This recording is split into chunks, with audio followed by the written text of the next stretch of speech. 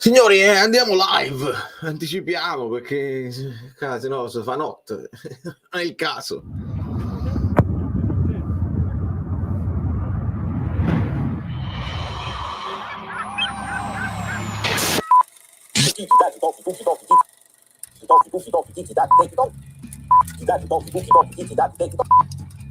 What the fuck? Partire nessuno. Sicuro, sono sicuro.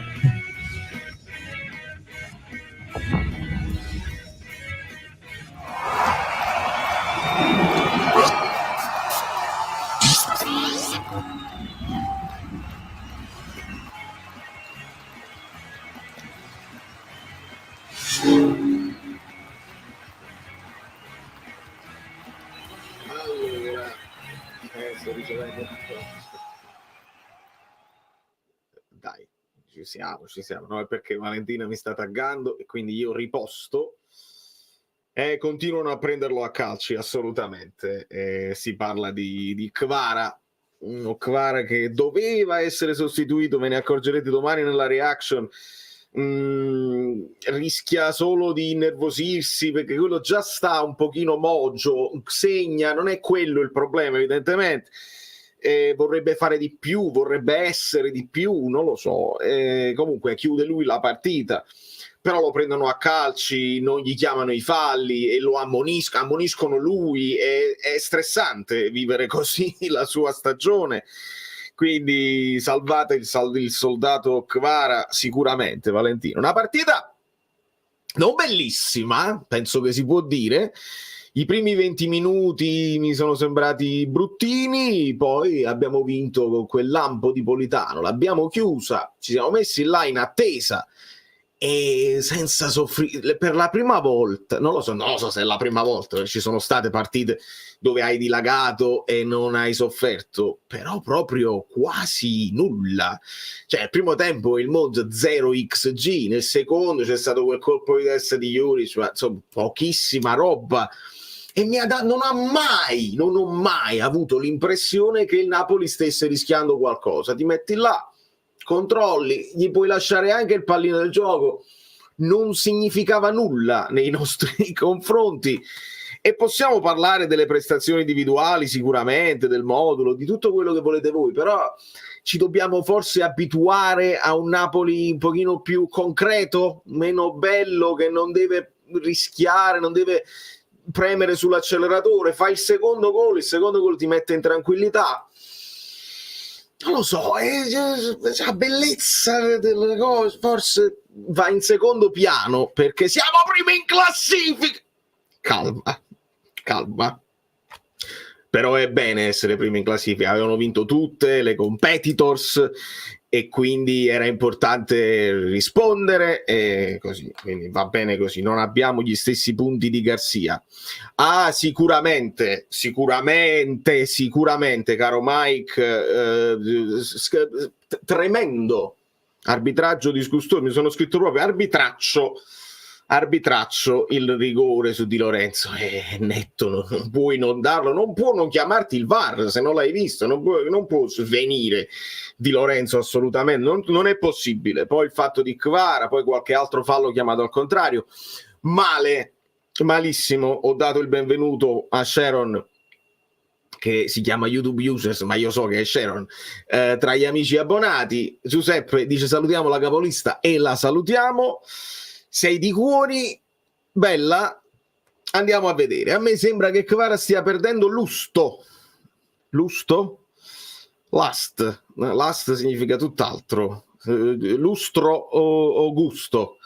Spero mi stia sbagliando, ma sembra che sta soffrendo questa formazione e dobbiamo capirci quale formazione, amico mio, perché il Napoli la scrive 4-3, McTominay è molto più avanti degli altri due centrocampisti, è per me a tutti gli effetti un 4-2-3-1, ma siamo lì con la formazione che utilizzava Spalletti. Zielinski veniva un po' più dietro nell'anno dello scudetto, quindi non lo so se sta effettivamente soffrendo Kvara. Si accentra, ogni tanto McTominay si allargava a sinistra e Kvara si accentrava, alla fine il gol è arrivato così.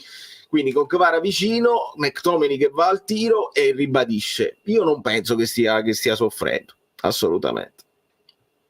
Riccardo, non si può vedere Politano coi crampi e Neres in panchina, non serviva equilibrio, c'era già Mazzocchi in campo per Kvara. Sì, e vabbè, secondo me era già pronto il cambio con Neres. Politano ha fatto un partitone anche di grande, il solito grande sacrificio, si è messo lì, a un certo punto la stanchezza, è uscito tardi. Io capisco che i cambi sono arrivati molto tardi, perché Mazzocchi entra, che cos'è, al 75esimo, neanche Nesta faceva nessun cambio, così stavamo là in attesa, nella tranquillità e quasi nella noia più totale.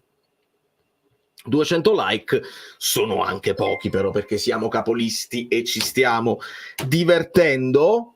Siamo in 400, questa è partita da veri tifosi del Napoli, perché il tifoso 5-0 si diverte, questa è una partita un po' più noiosa, però ce n'è da parlare e dobbiamo parlarne. Vedi, per esempio, Forza Napoli, dice Diego, e dato che siamo in nottata, ci sono tutti i rinnovi del gruppo Telegram alla grande.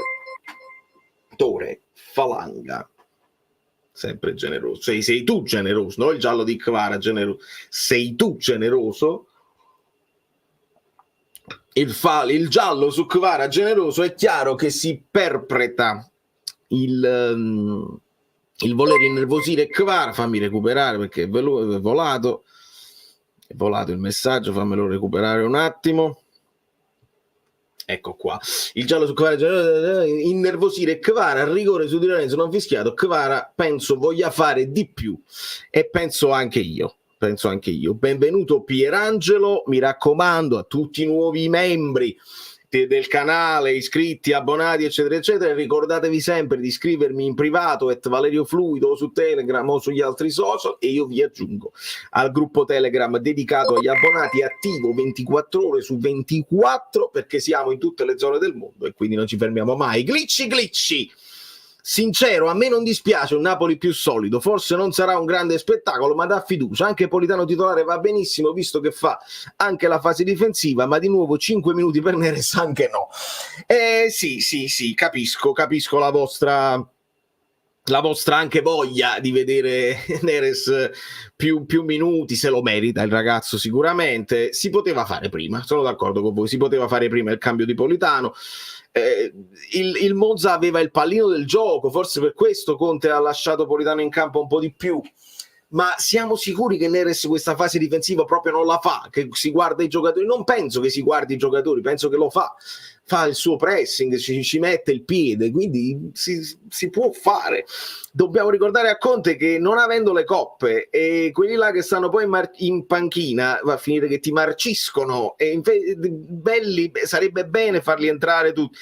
Il turnover che stravolge tutta la squadra e poi te ne devi dimenticare fino alla prossima partita ufficiale non è ideale, secondo me. Alberto, buonasera, voglio dare 10 all'arbitro, perché se il suo intento era di non favorire il Napoli in nessun caso ci è riuscito in pieno. Do 2 ai cronisti di DAZN per i patetici tentativi di giustificare il rigore netto non dato. Amici bellini, io ho sentito, purtroppo, cioè per fortuna, io sentendo su Paramount Plus non ho nessun DAZN, non ho niente di tutto questo, però ho letto, mi avete detto nel gruppo Telegram che si sono inventati un'altra terminologia, scarpa su scarpa. Ma che significa? C'è step on foot e chiusa la questione. Step on foot, il passo sul piede, la scarpesiata, il pestone, chiamatelo come volete, ma c'è assolutamente, proprio i tacchetti che ti prendono la scarpa, e fa pure male in quel momento a tutta velocità, a tutta forza. Quindi veramente bravo Alberto, che sottolinea il fatto che l'arbitro scarso, il VAR inadeguato, ti può anche sfuggire, ma il dopo no, nel commento successivo no. Non vi potete permettere di giustificare l'ingiustificabile, è ridicolo. Michele, solidissimi. Forse avrei fatto i cambi 5-10 minuti prima, Kvara nel bosetto, ma ottimo che abbia segnato. Buongiorno, un muro. 3 cambi col Como, già stai pensando alla prossima partita. Vediamo quello che succederà col Como, vediamo in che forma stanno. Noi purtroppo non sappiamo, report allenamento, speriamo che faremo la conferenza e vediamo di cosa si parlerà. Però sì, sono d'accordo, sia sui cambi sia su Kvara un po' nervoso, che deve essere protetto. Vito ha giftato un azzurro fluido membership, quindi divertitevi chiunque sia stato il destinatario di tutto ciò, con le emoji personalizzate. Devo anche un pochino, che penso che tenga ancora insigne così, vediamo. Allora, Luigi, è capitato a te? Ah, che bellezza. Allora, Caprile non male, Caprile sì, una smanacciata nel primo tempo, ma tanto veramente c'era poco da fare oggi, Simone. La smanacciata nel primo tempo, c'era stato un cross, bene che ci mette la mano, poi una parata abbastanza semplice su quel colpo di testa di Juric e poco altro, quindi altro clean sheet, se lo porta a casa, fa tutto minutaggio di fiducia, va benissimo, e sono d'accordo con Domenico, tutto settembre senza subire gol, vero? Bravo Valentino. E è tornato Anghissà Prime. Oggi Anghissà, meglio anche di Lobotka, sentirete, mi piace questo fatto che la reaction arriva il giorno dopo, così voi mi date spunti, o meglio, mi sottolineate delle cose che non potete sapere, che ho già detto, e vi potete divertire poi domani a dire l'avevi notato questa cosa qua, eccetera eccetera. Dirò proprio nella reaction che Anghissà, oltre ad essere presentissimo a centrocampo, si è anche preso compiti di regia, si faceva vedere a volte anche lui alle spalle di Lobotka, dietro, venendo dietro, facendosi vedere sempre, dando una soluzione allo scarico dei compagni, presente, preciso, molto molto bene. Questo cambia tutto, avere Anghissà a livello cambia tutto il centrocampo. Perché Mazzocchi per Kvara e non Gong? Cristiano, sono d'accordo con te, anche io avevo chiamato un Gong, anche perché, e lo so che questa è una cosa di bassa lega, ma perché sono amici, e quindi Kvara non sente, vi ricordate Osimene che dice metti a 2, non sostituire a me, metti 2 punti, eccetera eccetera. Quando poi vieni sostituito da un amico che ha bisogno anche lui di giocare, ti senti un po' meno deluso e un po' meno male, dice vai, lo abbracci con più voglia, non che Kvara ce l'abbia con Mazzocchi, però almeno ti dici mette un altro attaccante, non ci andiamo a chiudere, magari Ngong prende altro minutaggio, io da amico suo sono contento, un altro abbraccio oggi è arrivato perché se li scambiano, quindi sì, anche io avevo chiamato Ngong al posto di Kvara. Evidentemente Conte ha voluto proprio mantenere questo equilibrio assoluto senza rischiare niente. Boh, speriamo che gliele fanno queste domande e vediamo se ha una risposta più precisa. Tweet del presidente per scaramanzia, non diciamo, non è possibile che l'ha detto. Non è possibile. Non è possibile, perché se tu fai un tweet del genere per scaramanzia, diciamo, l'hai detto, stai dicendo per scaramanzia, proprio anti-scaramanzia. È una roba inspiegabile. Aurelio è ingiocabile veramente. Daniele Travaglio, che ringrazio sempre. Lukaku si concentra sul difensore per proteggere e far salire, ma secondo me dovrebbe cominciare a fare una giocata in velocità. Caro Daniele, sì, oggi Lukaku ha fatto proprio il pivot, il punto di riferimento, che fa a botte, che gioca praticamente una partita solo fisica, quasi mai senza trovare lo spunto, ma perché credo che non ce l'abbia fisicamente in questo momento.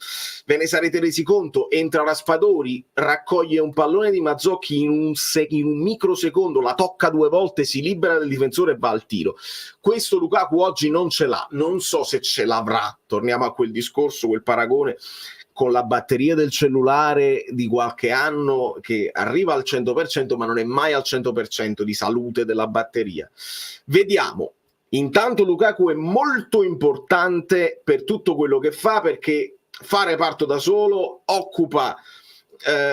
tieni occupati i difensori, magari non la tocca nemmeno, l'avete visto con Politano, si mette lì, gliela sporcano il pallone, magari un difensore, per non fargliela arrivare, la palla torna disponibile a noi e vedi, segna Politano, segna Kvara, può avere delle occasioni McTominay. È un lavoro sporco, sporchissimo, che Lukaku accetta di fare ed è anche redditizio, non a livello personale, magari non farà tutti i gol che può fare, vediamo se aumenterà lo stato di forma, perché in velocità, in profondità, quella cosa che ci ha detto anche Conte, che è anche in grado di andare in profondità e in velocità, in questo momento Lukaku non ce l'ha e dobbiamo accettarlo. Speriamo che arrivi quello stato di forma lì.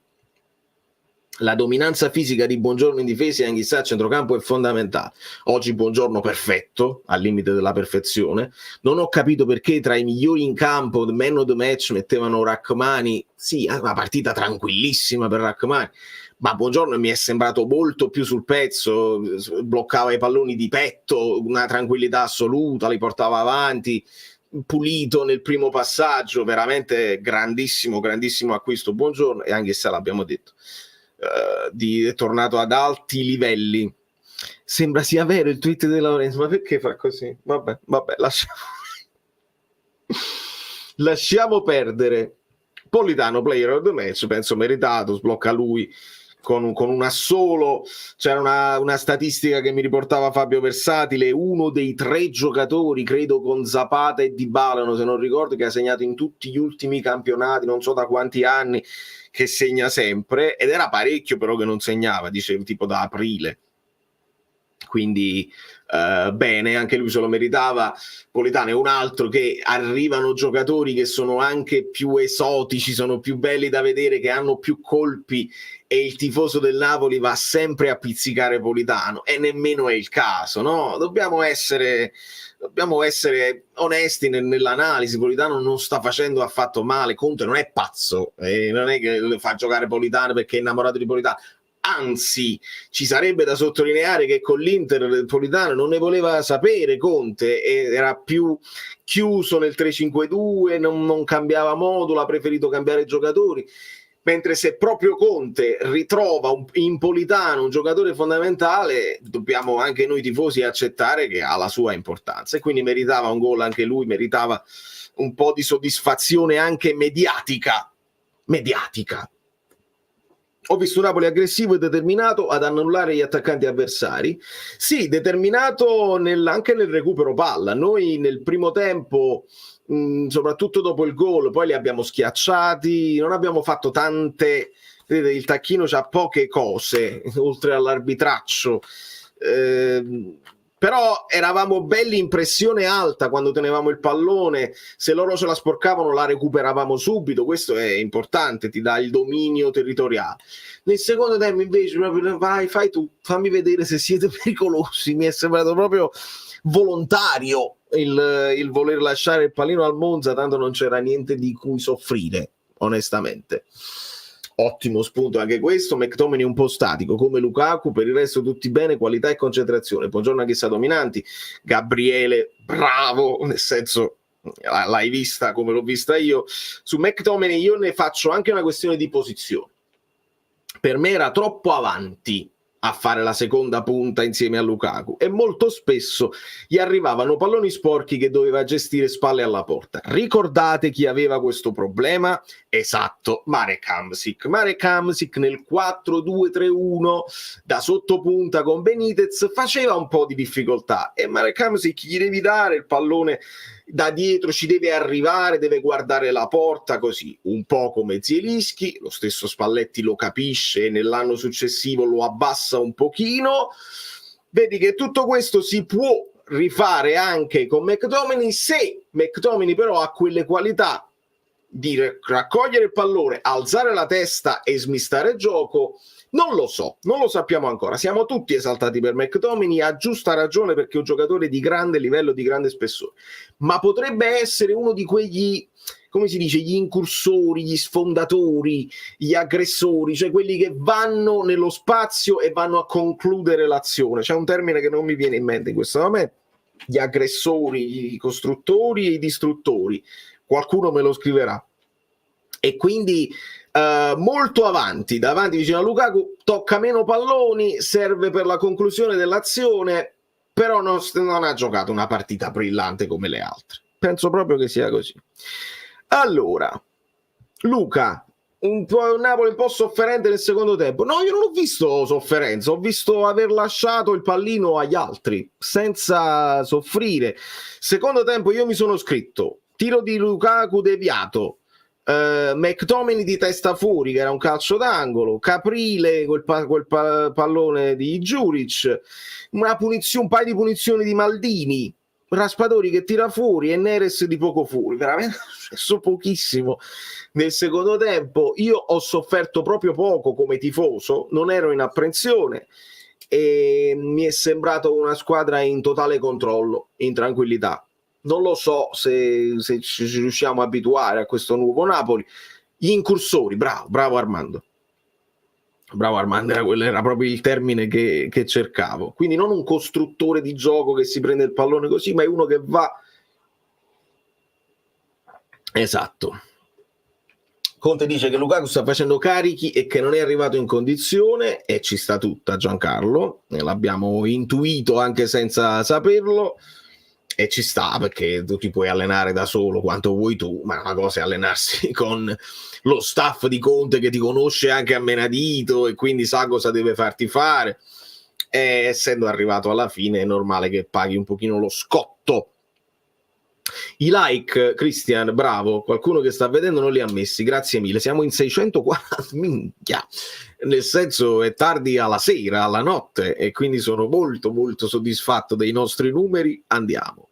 Hanno dato l'assist a McTominay? Grande domanda, Fabio, perché in effetti mentre lui tira viene contrato e mi è sembrato anche a me che l'ultimo tocco fosse proprio di McTominay. In quel caso si dovrebbe dare l'assist, anche involontario si dà l'assist, non lo so se viene sottolineato, vediamo se sull'app lo porta, ma non dovrebbe, sì, sull'app lo porta, assist McTominay, potrebbe anche fare fantacalcio questa cosa qui. Vediamo, ragazzi, scorrono tutti i messaggi, vi abbraccio. L'ultimo tocco non è di McTominay, sull'app Forza Football lo porta, quindi potrebbe essere rigore scandaloso, ma non scandaloso, di più, netto, capito? Cioè, se tu dici scandaloso, no, piangete, no, proprio netto, nemmeno violento, perché non bisogna essere violenti, non bisogna rischiare l'incolumità degli avversari per fare rigore. Ti ha preso, l'hai preso, si danno questi rigori, li danno a tutti, perché a noi no? Assolutamente. Nicola, il Twix, sì, me l'hanno scritto, una roba da non credere.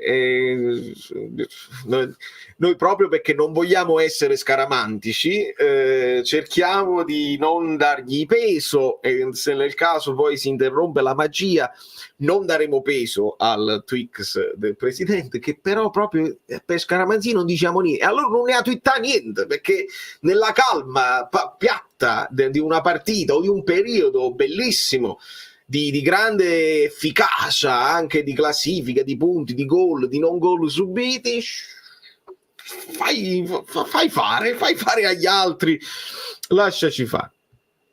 Spolliciate, dice Mizio, come se non ci fosse in domani. Non lo so se possono picconare a quest'ora, ma vedremo. 400 si può arrivare a 600, grazie Polli. E per me un altro scandalo è il secondo giallo non dato a Izzo. Kvara ha voluto continuare la corsa, ma Izzo l'ha comunque ostacolato. Non è che uno deve per forza stroppiarsi, esattamente.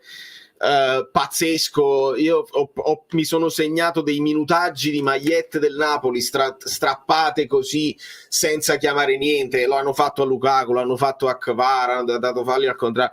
Veramente un arbitraggio insopportabile. I rumori, lei sentite? Allora non li sento solo io, non è che sono pazzo completamente. Nel secondo tempo non ho capito se abbiamo amministrato o abbiamo mollato. Se è la seconda, spero che sentirai le urla di Conte nello spogliatoio fino a New York City. Non lo so, esatto, è una bella domanda. Sicuramente Conte ci dirà, non lo so se ci dirà tutta la verità, perché poi in sede di intervista si può anche mentire e può dire una cosa allo spogliatoio così, però se guardiamo i suoi sguardi, se leggiamo le sue pause, potremmo intuire o capire qualcosa in più. Io non lo so se abbiamo mollato, non credo si possa parlare di stanchezza, perché è tutta gente che aveva riposato.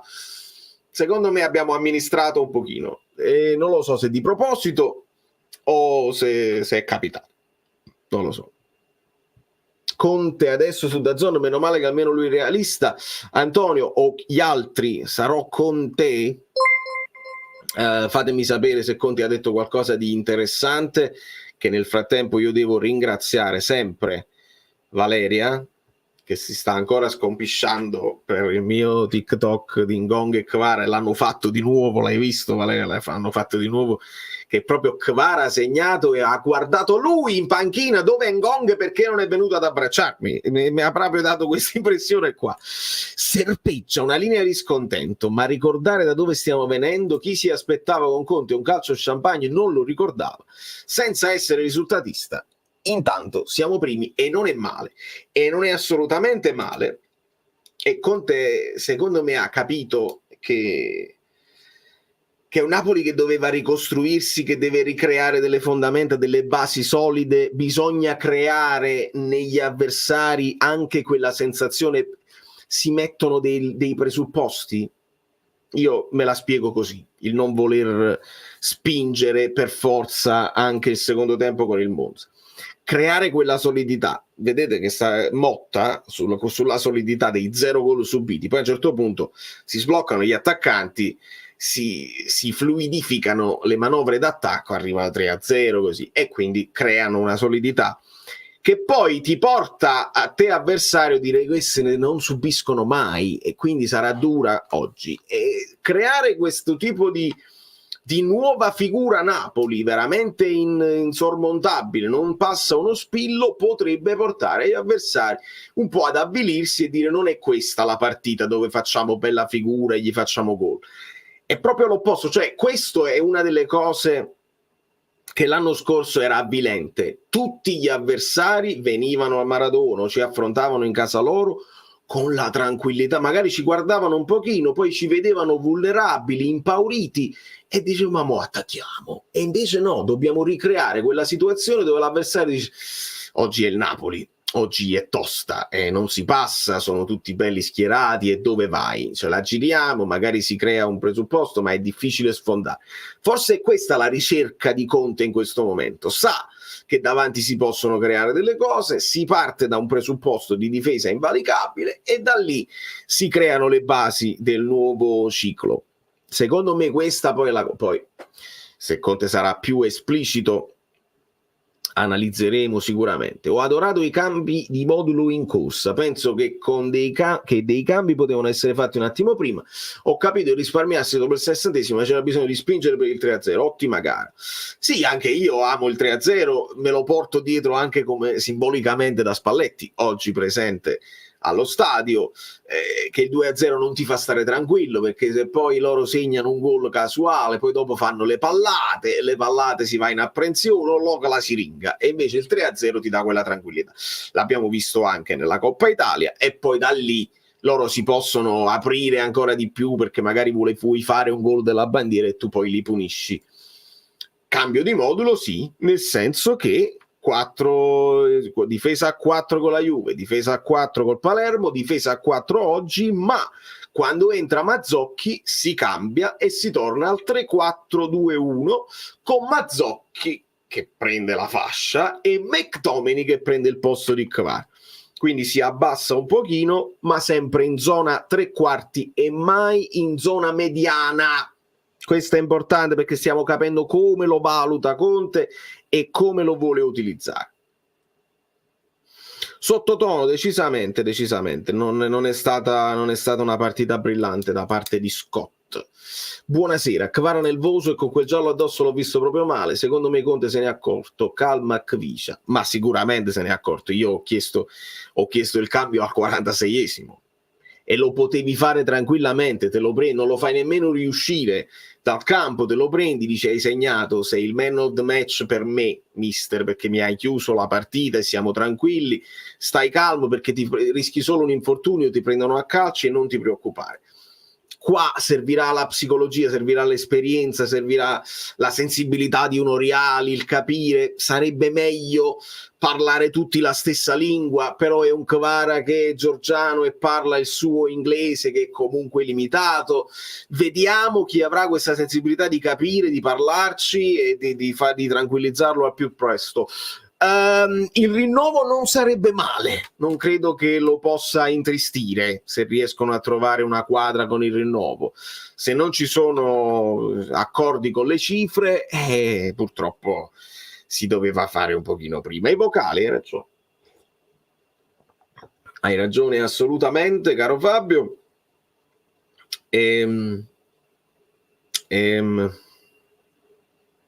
Aspetta, perché questo è interessante. Quando hai appena detto descritto, ricorda molto il primo anno di Spalletti. L'obiettivo primario è ritrovare la solidità dopo settimo e quinto posto. Vedo anche un contesto di campionato analogo. È interessante. E di cosa dicemmo? Perché io ho fatto un sogno, e voi non lo sapete, gli amici abbonati lo sanno, quelli di Twix pure lo sanno. Io ho sognato che il Napoli finiva terzo in classifica, ultima di campionato, Napoli terzo. Non so le altre, non so i punteggi, non lo so. È un sogno così, estemporaneo.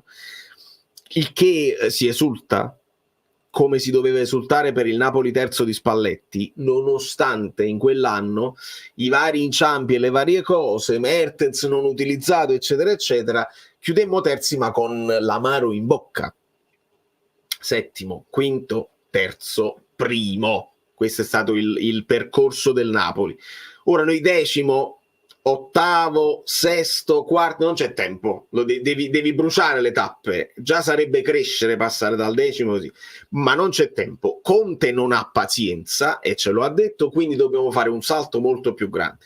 Decimo, quinto, già sarebbe metà del percorso, ma quarto è il minimo e terzo è il mio auspicio. Se poi le altre hanno intenzione di inciampare, di non cavalcare il campionato alla grande, il Napoli deve stare lì ad approfittarne. Hai la squadra per poterlo fare, una squadra che si sta ancora amalgamando perché è stata chiusa tardi, e quindi vai, godiamoci quest'annata un pochino così, dove può succedere di tutto, e con la mentalità giusta vuoi vedere che è bene mettersi davanti, padroni del proprio destino, ed è una cosa importante, ma ci stanno troppe parti. Calma, andiamo con calma.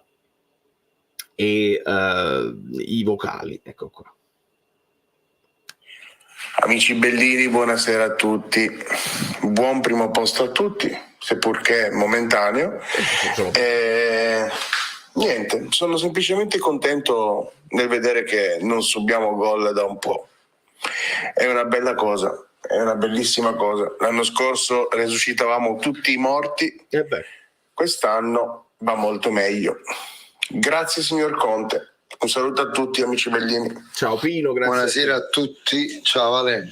Ciao, che bello, abbiamo vinto 2-0 senza subire gol, siamo soliti in difesa, Camara si è arrabbiato alla sostituzione, siamo primi in classifica me continua a non piacere questo modo di interpretare calcio, come non mi piace Lukaku, perché per me l'attaccante, non voglio nominare magari Osimhen, però gli attaccanti devono attaccare la profondità, devono segnare. Non mi piace l'attaccante che gioca sulle spalle alla porta, vale partita normale che non mi lascia niente, il primo posto, ok. Buonasera amici bellini, buonasera. Recupero Lucio. Sì, e vedi, Fabio esprime quello che è il pensiero dell'altra fetta dei tifosi, che è un po' stranita da questo Napoli più concreto, meno bello, meno spregiudicato. Secondo me è una coperta che si sta riassestando, no? L'hai tirata tutta in difesa adesso proprio per non prendere freddo ai piedi, e stai scoprendo la testa così. A un certo punto te la puoi tirare un pochino, magari un pochino i piedi fuori, e il resto te la copri bene, in modo tale che equilibri un pochino di più. Mi rendo conto, perché è difficile. La prima volta mi sono un pochino annoiato a guardare la partita, però vincente, non siamo risultatisti, quindi lo capisco, questo non essere abituati a questo Napoli così. Vediamo se più in là ci sarà un pochino di equilibrio con la coperta, no? Non troppo conservatrici, conservatoristi, così, ma anche un pochino più di spettacolo, magari utilizzando questi elementi brasiliani, belghi, che possono dare un po' di brio anche all'attacco così. Lukaku, l'ho spiegato, fa tutto un lavoro sporco, brutto da vedere ma molto efficace.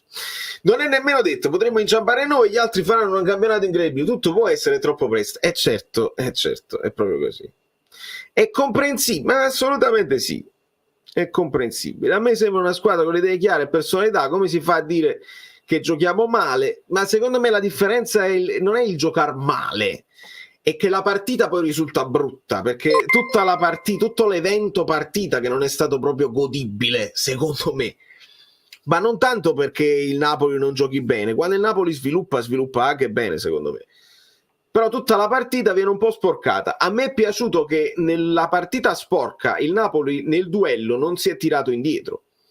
Adesso leggo Rocco. Non si è tirato indietro nel duello, abbiamo visto Anghissà sul pezzo, ed è importante perché in una partita del genere tu perdi Anghissà, è capace che loro trovano praterie, invece non hai fatto trovare praterie, ti sei messo là, ed è una cosa che io apprezzo onestamente. Può non piacere, ma è da apprezzare, secondo me. E leggiamo Rocco: dopo un 10° posto è ridicolo sentire i tifosi quasi dispiaciuti di essere primi senza Casso Champagne, ma chi se ne frega. E lo so Rocco, io vi ricordo pure le altre.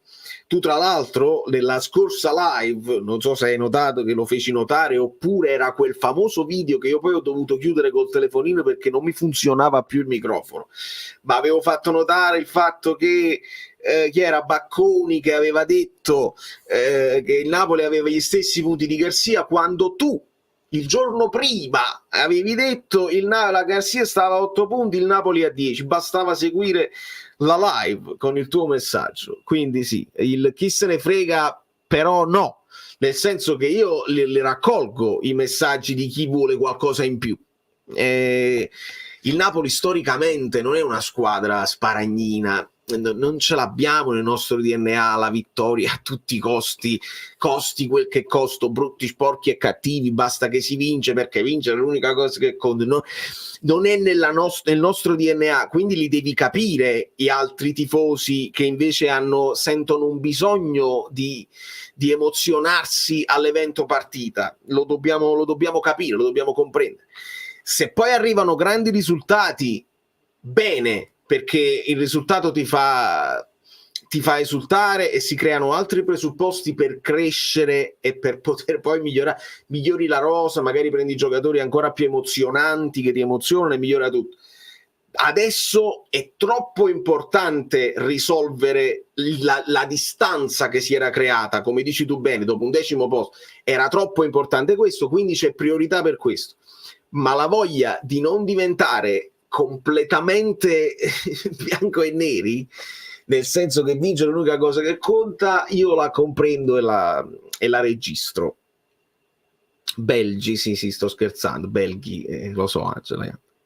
Cioè, mi dovete, voi ve ne accorgete quando io dico parole stroppiate in italiano, perché un po' prendo cose dal napoletano, un po' dalle commedie dell'arte, un po' lo faceva Edoardo, lo faceva Totò, lo posso fare anche, non mi sto paragonando, che mi diverto ogni tanto a stroppiare la lingua. Ma comunque a me la partita è piaciuta, il calcio non è solo calcio champagne, mi esalto anche per la solidità difensiva, onestamente.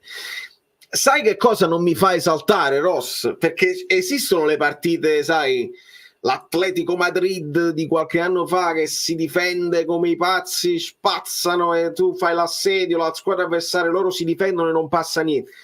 Non c'è stato nemmeno questo, quindi io ripeto, è l'evento partita che è stato un po' noioso, perché il Monza era poca roba, non ti davano nemmeno quella cosa, dici ci stanno assediando, aiuto, il Napoli si difende col coltello tra i denti, è esaltante anche quello, quando tu nel saper soffrire comunque non passi niente. Il Monza non ha creato proprio niente, cioè veramente non hanno avuto la capacità di metterci in difficoltà. Ecco perché è un po' meno esaltante anche il controllo della partita. È un secondo tempo che è scorso così, tranquillamente, te lo sei guardato ed è finito, è passato e così, e siamo primi in classifica e prendiamocelo.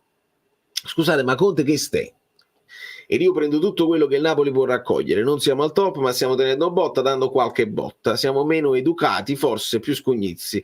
Non lo so se siamo più scugnizzi, caro Ammazza Draghi.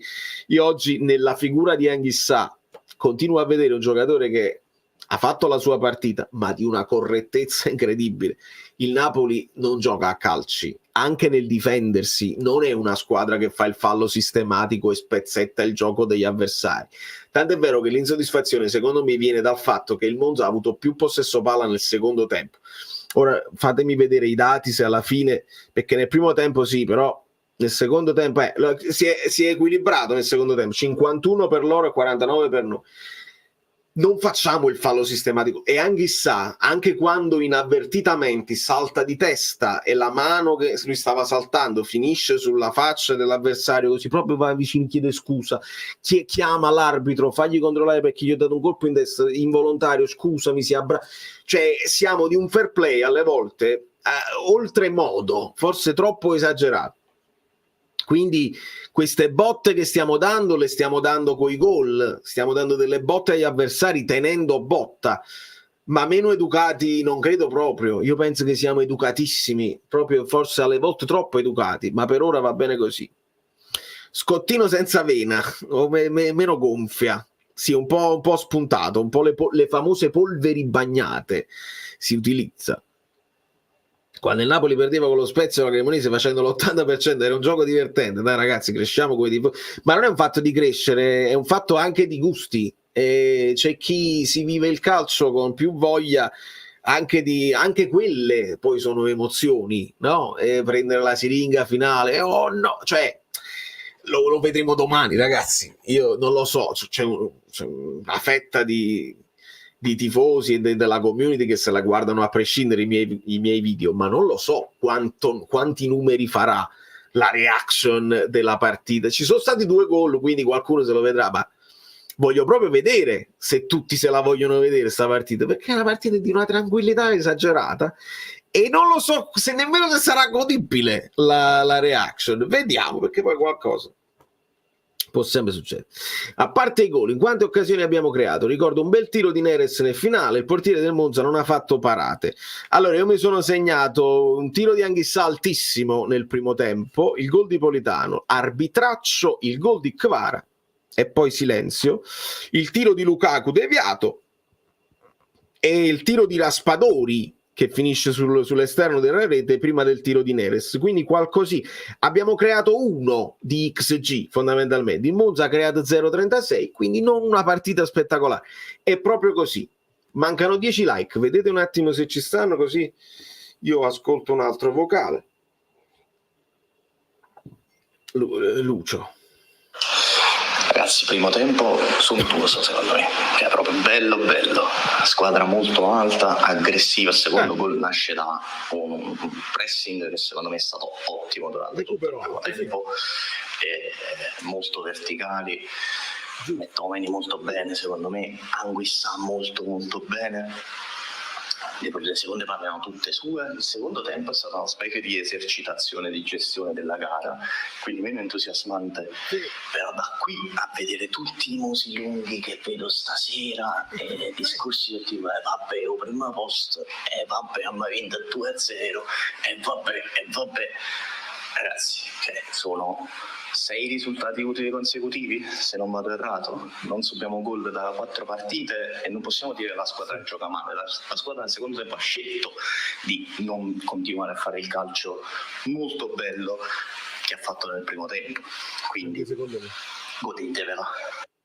Ciao. Anche secondo me, adesso recupero Enzo che fa bene a ricordarmi il colpo di testa di McTominay a fil di palo. Ce l'ho scritto, ma l'avevo scritto male, nel senso che invece di scrivere McTominay ho scritto McT e non l'avevo letto così. Poi basta, queste sono le cose che sono successe.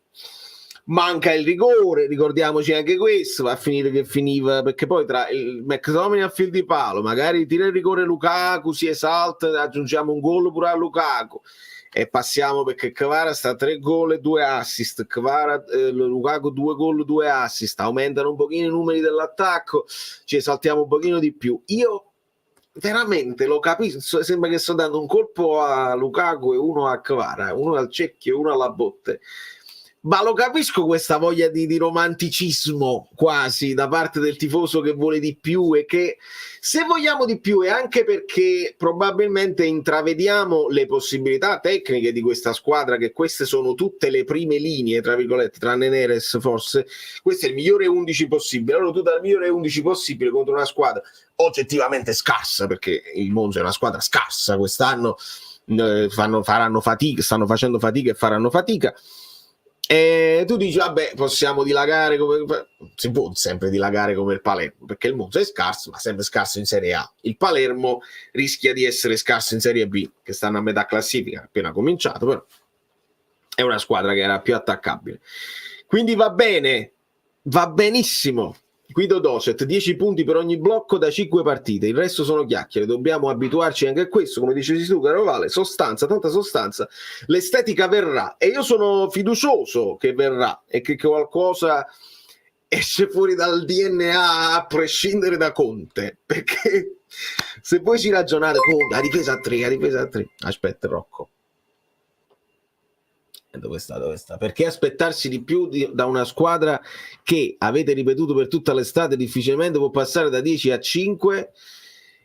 Rocco, tu sei molto, molto polemico. È difficile passare da 10 a 5. Era la richiesta, attenzione. La richiesta è da 10 a 5 perlomeno. Io, completato il mercato, ho detto il Napoli in questo momento è obbligato, l'ho detto anche in TV, quindi non si può ritirare. Che il Napoli non può non arrivare tra le prime 4, in questo momento è obbligato. Non do l'obbligo al Napoli dello scudetto, non glielo do, perché insieme a tutti i discorsi sul calcio, i salti di classifica passano attraverso il sistema calcio che non possiamo ignorare, e vi scongiuro di tenerlo presente, signori, perché oggi sei stato forte, hai avuto un avversario scarso, è andato bene, non c'era bisogno, ma non ti hanno dato un rigore scandaloso, e ad un certo punto potrebbe servirti. Quante partite certe squadre sono partite bloccate e le sblocchi con quel rigorino che si dà e non si dà. La Juve avrebbe vinto lo stesso, ma la sblocca col rigore di Vlahovic, e alle volte quella cosa ti dà anche a Vlahovic. Adesso la stoppo, me la tiro avanti e faccio un tiro a incrociare, che fa un bellissimo gol. Vlahovic il secondo viene anche dalla tranquillità di aver tirato il rigore, probabilmente. Quindi quando parliamo di salti di classifica parliamo del Napoli e parliamo di una situazione che non possiamo ignorare.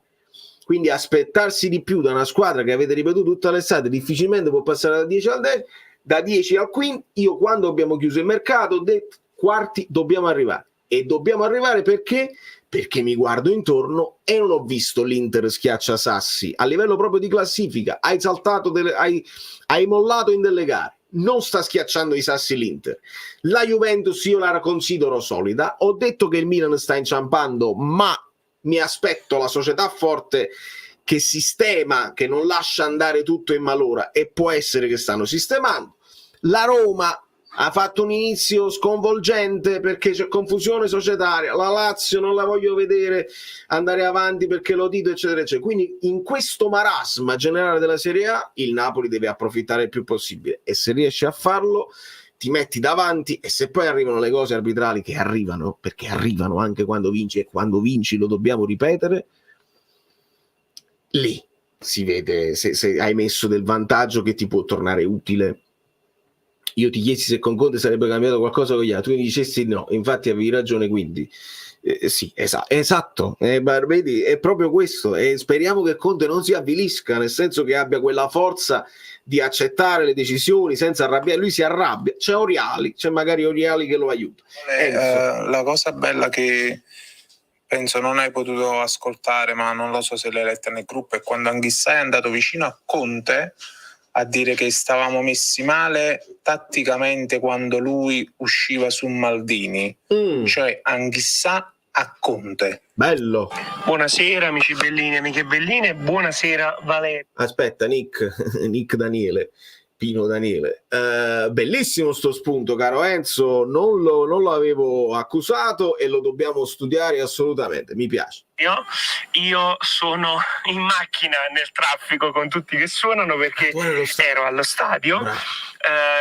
Primo tempo, devo dire la verità, molto ben fatto da parte del Napoli, tanta intensità, riaggressione perfetta anche sugli scudi, e a capito McTominay e Lukaku ci si era capito il piano gara, imbottire la zona centrale con il lavoro sporco di Lukaku e McTominay e creare spazi sulle fasce. Infatti nel primo tempo sulle fasce non ci hanno mai preso e da lì sono arrivati i 2 gol. E secondo tempo io all'inizio mi sono arrabbiato perché dallo stadio sembra molto più pericoloso, perché li vedi in porta, però alla fine è stato di gestione. Ottimo Napoli, bene così, questa partita si doveva vincere. Bene, c'è pure Vincenzone, messaggio vocale lungo, quindi lo farò a 2 per. Conte in conferenza continua a dire che siamo lontani dal vincere lo scudetto, i tifosi possono sognare, ma io so qual è la verità. Prendetevela con Guido. Che vi posso dire? Prendetevela con Guido. Se Conte dice queste cose sarà colpa di Guido. Conte iettatore saccente, questo ce lo sappiamo. Mette acqua sul fuoco. Ma quando io poi faccio il pompiere, perché voi vi pensate che la gente se la piglia solo con Guido, se la gente se la piglia pure con me. A me mi hanno chiamato Iatta Nera perché per aver fatto una battuta quando l'Udinese, qual era il Napoli prima in classifica, adesso l'Udinese e l'Empoli, una cosa del genere, perché era qualche giornata fa. Adesso l'Udinese vince e perdiamo il primato, così, e mi ha detto la Iatta Nera, così, ma per favore, ma camminate, fateci divertire anche con qualche battuta. Oltretutto voi dovete sempre compenetrarvi con il social che si usa, perché un linguaggio è X, un linguaggio è TikTok, e lo sappiamo molto bene, un altro linguaggio è Instagram e un altro linguaggio è YouTube. Io su TikTok ho scritto come bio, come mia bio, il calcio è una cosa seria, ma noi ci dobbiamo dare una calmata, perché a volte la prendiamo in maniera troppo seria, e quindi anche un po' di pompieraggio ci può stare. Acqua sul fuoco sull'acqua, chissà. C'è anche da considerare questo, ma perché continuare a essere propositivi con una squadra che ti piglia a calcio e spintoni? Su 2-0 con l'arbitro ammoniscono? Anche questo, nel senso che tu attacchi e ti pigli un calcio, attacchi e rischi un infortunio, così. Se stai su 2-0, attaccami tu. La partita, se finisce così, hai perso 2-0. Attaccami tu e fammi vedere, io ti controllo, ti guardo passare il pallone, fammi vedere se riesci a fare un tiro in porta. Può essere pure che sia scattato questo, non so se proprio da Conte, ma se Anghissà è andato a parlare con Conte di alcune cose tattiche, vuol dire che probabilmente è più anche una sensazione dei giocatori in campo che decidono senza dirselo, ma si intuisce che cosa stai per fare e cosa vuoi fare del secondo tempo. Dici, fammi vedere che cosa fai. Può essere.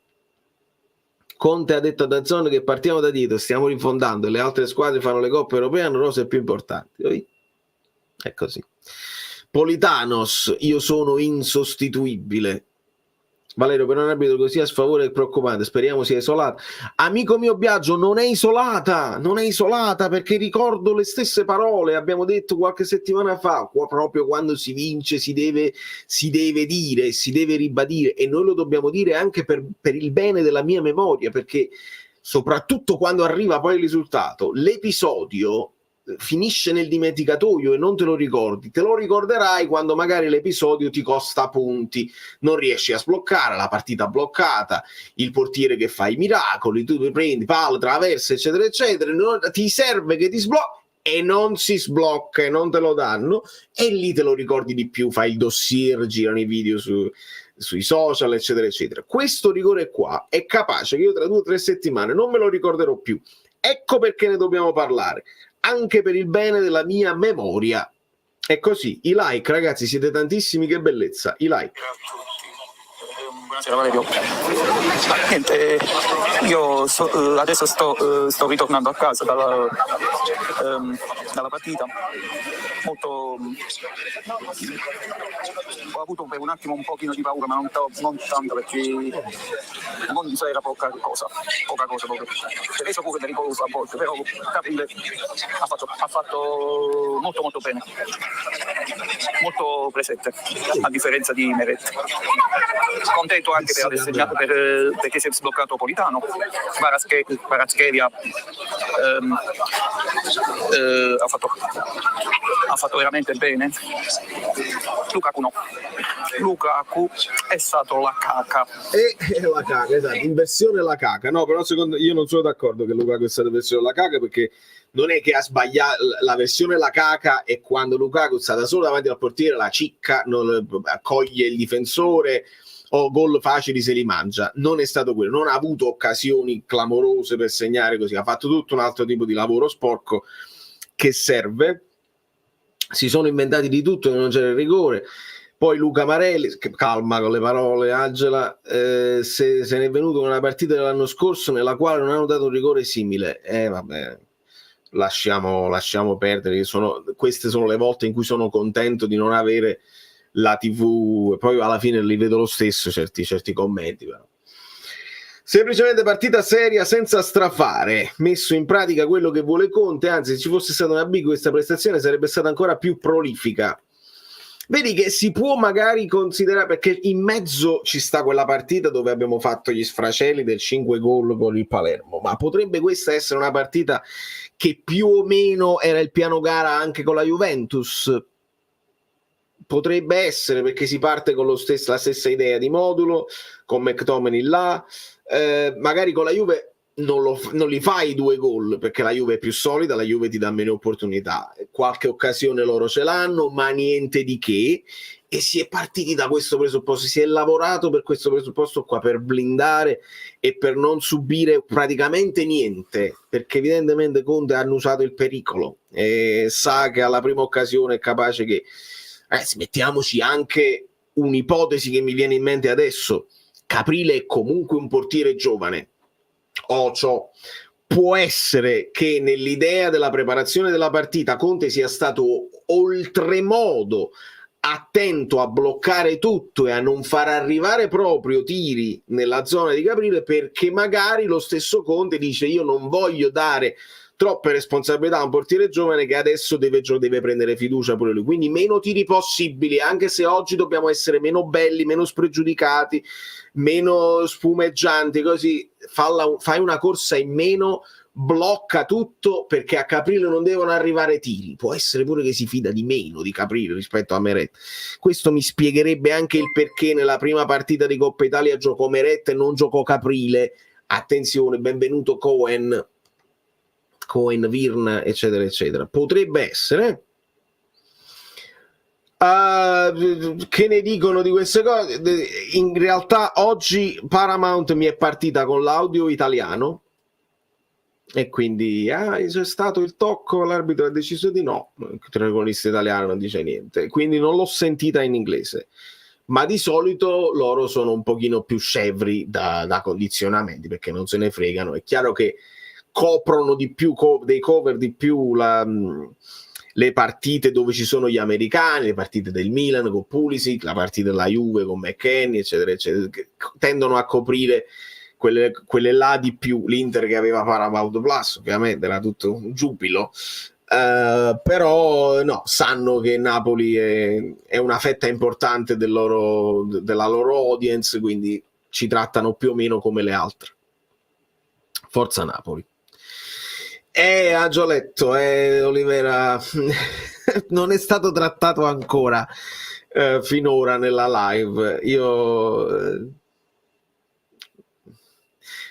Oggi è uscita una notizia di mercato su un argentino, se non mi sbaglio, un esterno mancino, e uno degli amici Bellini ha detto: Manna ha sbagliato, serve a destra, ha sbagliato Corsia. Non lo so se ha sbagliato Corsia, perché se tu sei passato a 4, Mazzocchi vedrà il campo solamente il gioco di Lorenzo, punto, no? Difesa a 4, terzino di destra di Lorenzo, e Mazzocchi entra quando c'è necessità di cambiare modulo, ma il problema ce l'hai a sinistra, parliamoci chiaramente, perché Spinazzola, che è giocatore pallone, sappiamo le sue potenzialità, ma fisicamente non tornerà quello là dell'europeo, che non torna. Si può fare delle partite, può fare degli spezzoni, ma non può fare tutta una partita con l'intensità di una partita di Champions, non la può fare. Chiariamoci, speriamo che tornerà, che risorgerà, ma non la può fare. Olivera, che ha invece il motore per farlo e la possibilità fisica per farlo, onestamente ci sono dei limiti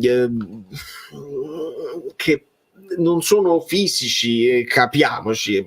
Mi sto sbracciando per non parlare e per non dare giudizi troppo trionfali o trancianti per quanto riguarda. Serve un terzino sinistro, ma subito, servirebbe già a gennaio. E si parlava di Mario Rui, ma perché sei tornato a 4? Perché non fai rientrare Mario Rui? Non si può fare perché per la lista dovresti cacciarne un altro e per far rientrare Mario Rui, e non credo sia il caso nemmeno.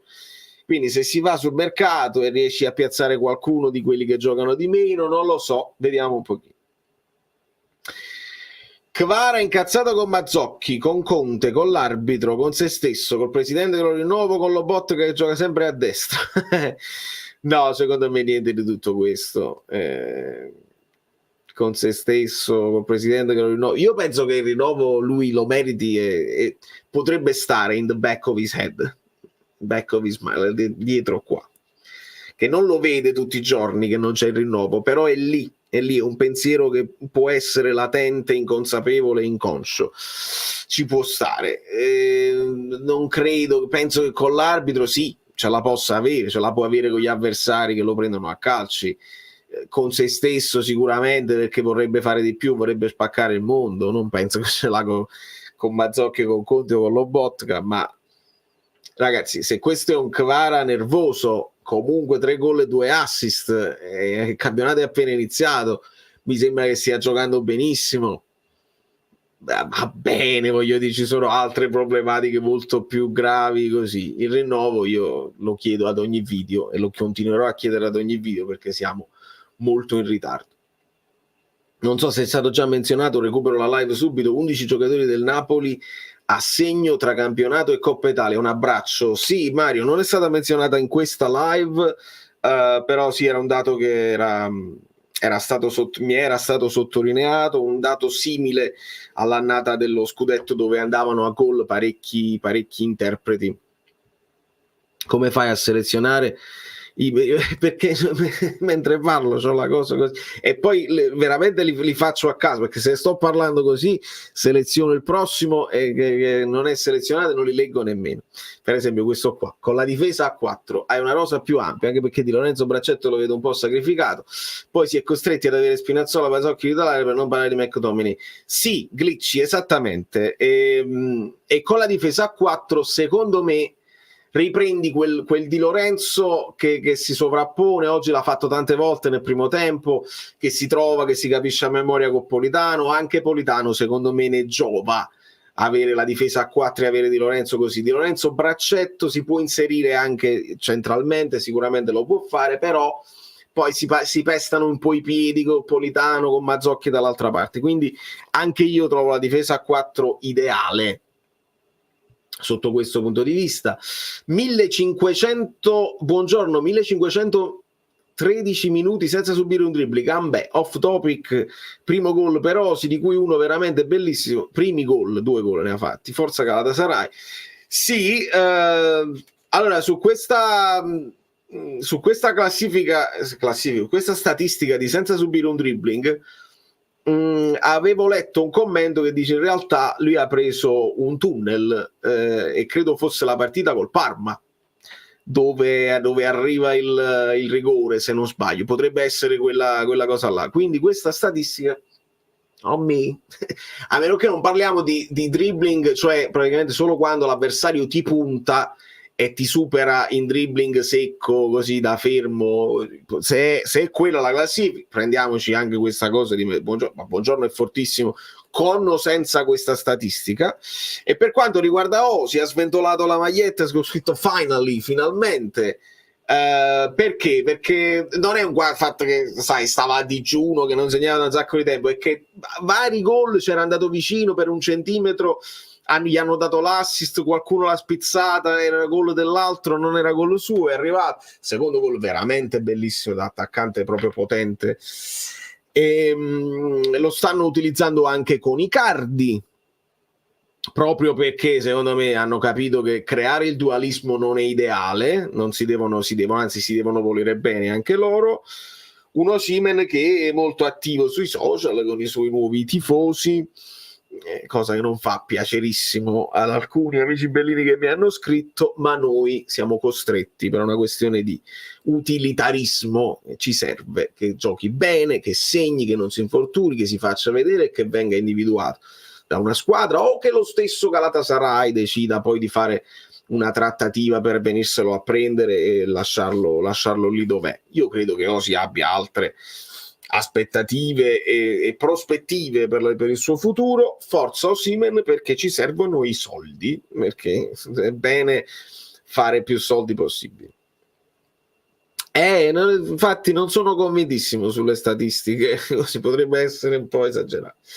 La notizia che Giuntoli vuole prendere Osimhen a giugno 25 è vera. Può essere vera che Giuntoli lo vuole prendere, ma non hanno la possibilità di farlo. Prima di tutto perché costa troppo. Non credo che De Laurentiis voglia andare a trattativa con la Juventus come fece con Higuain, perché ricordiamo che De Laurentiis andò a trattativa. Questo è trasparente,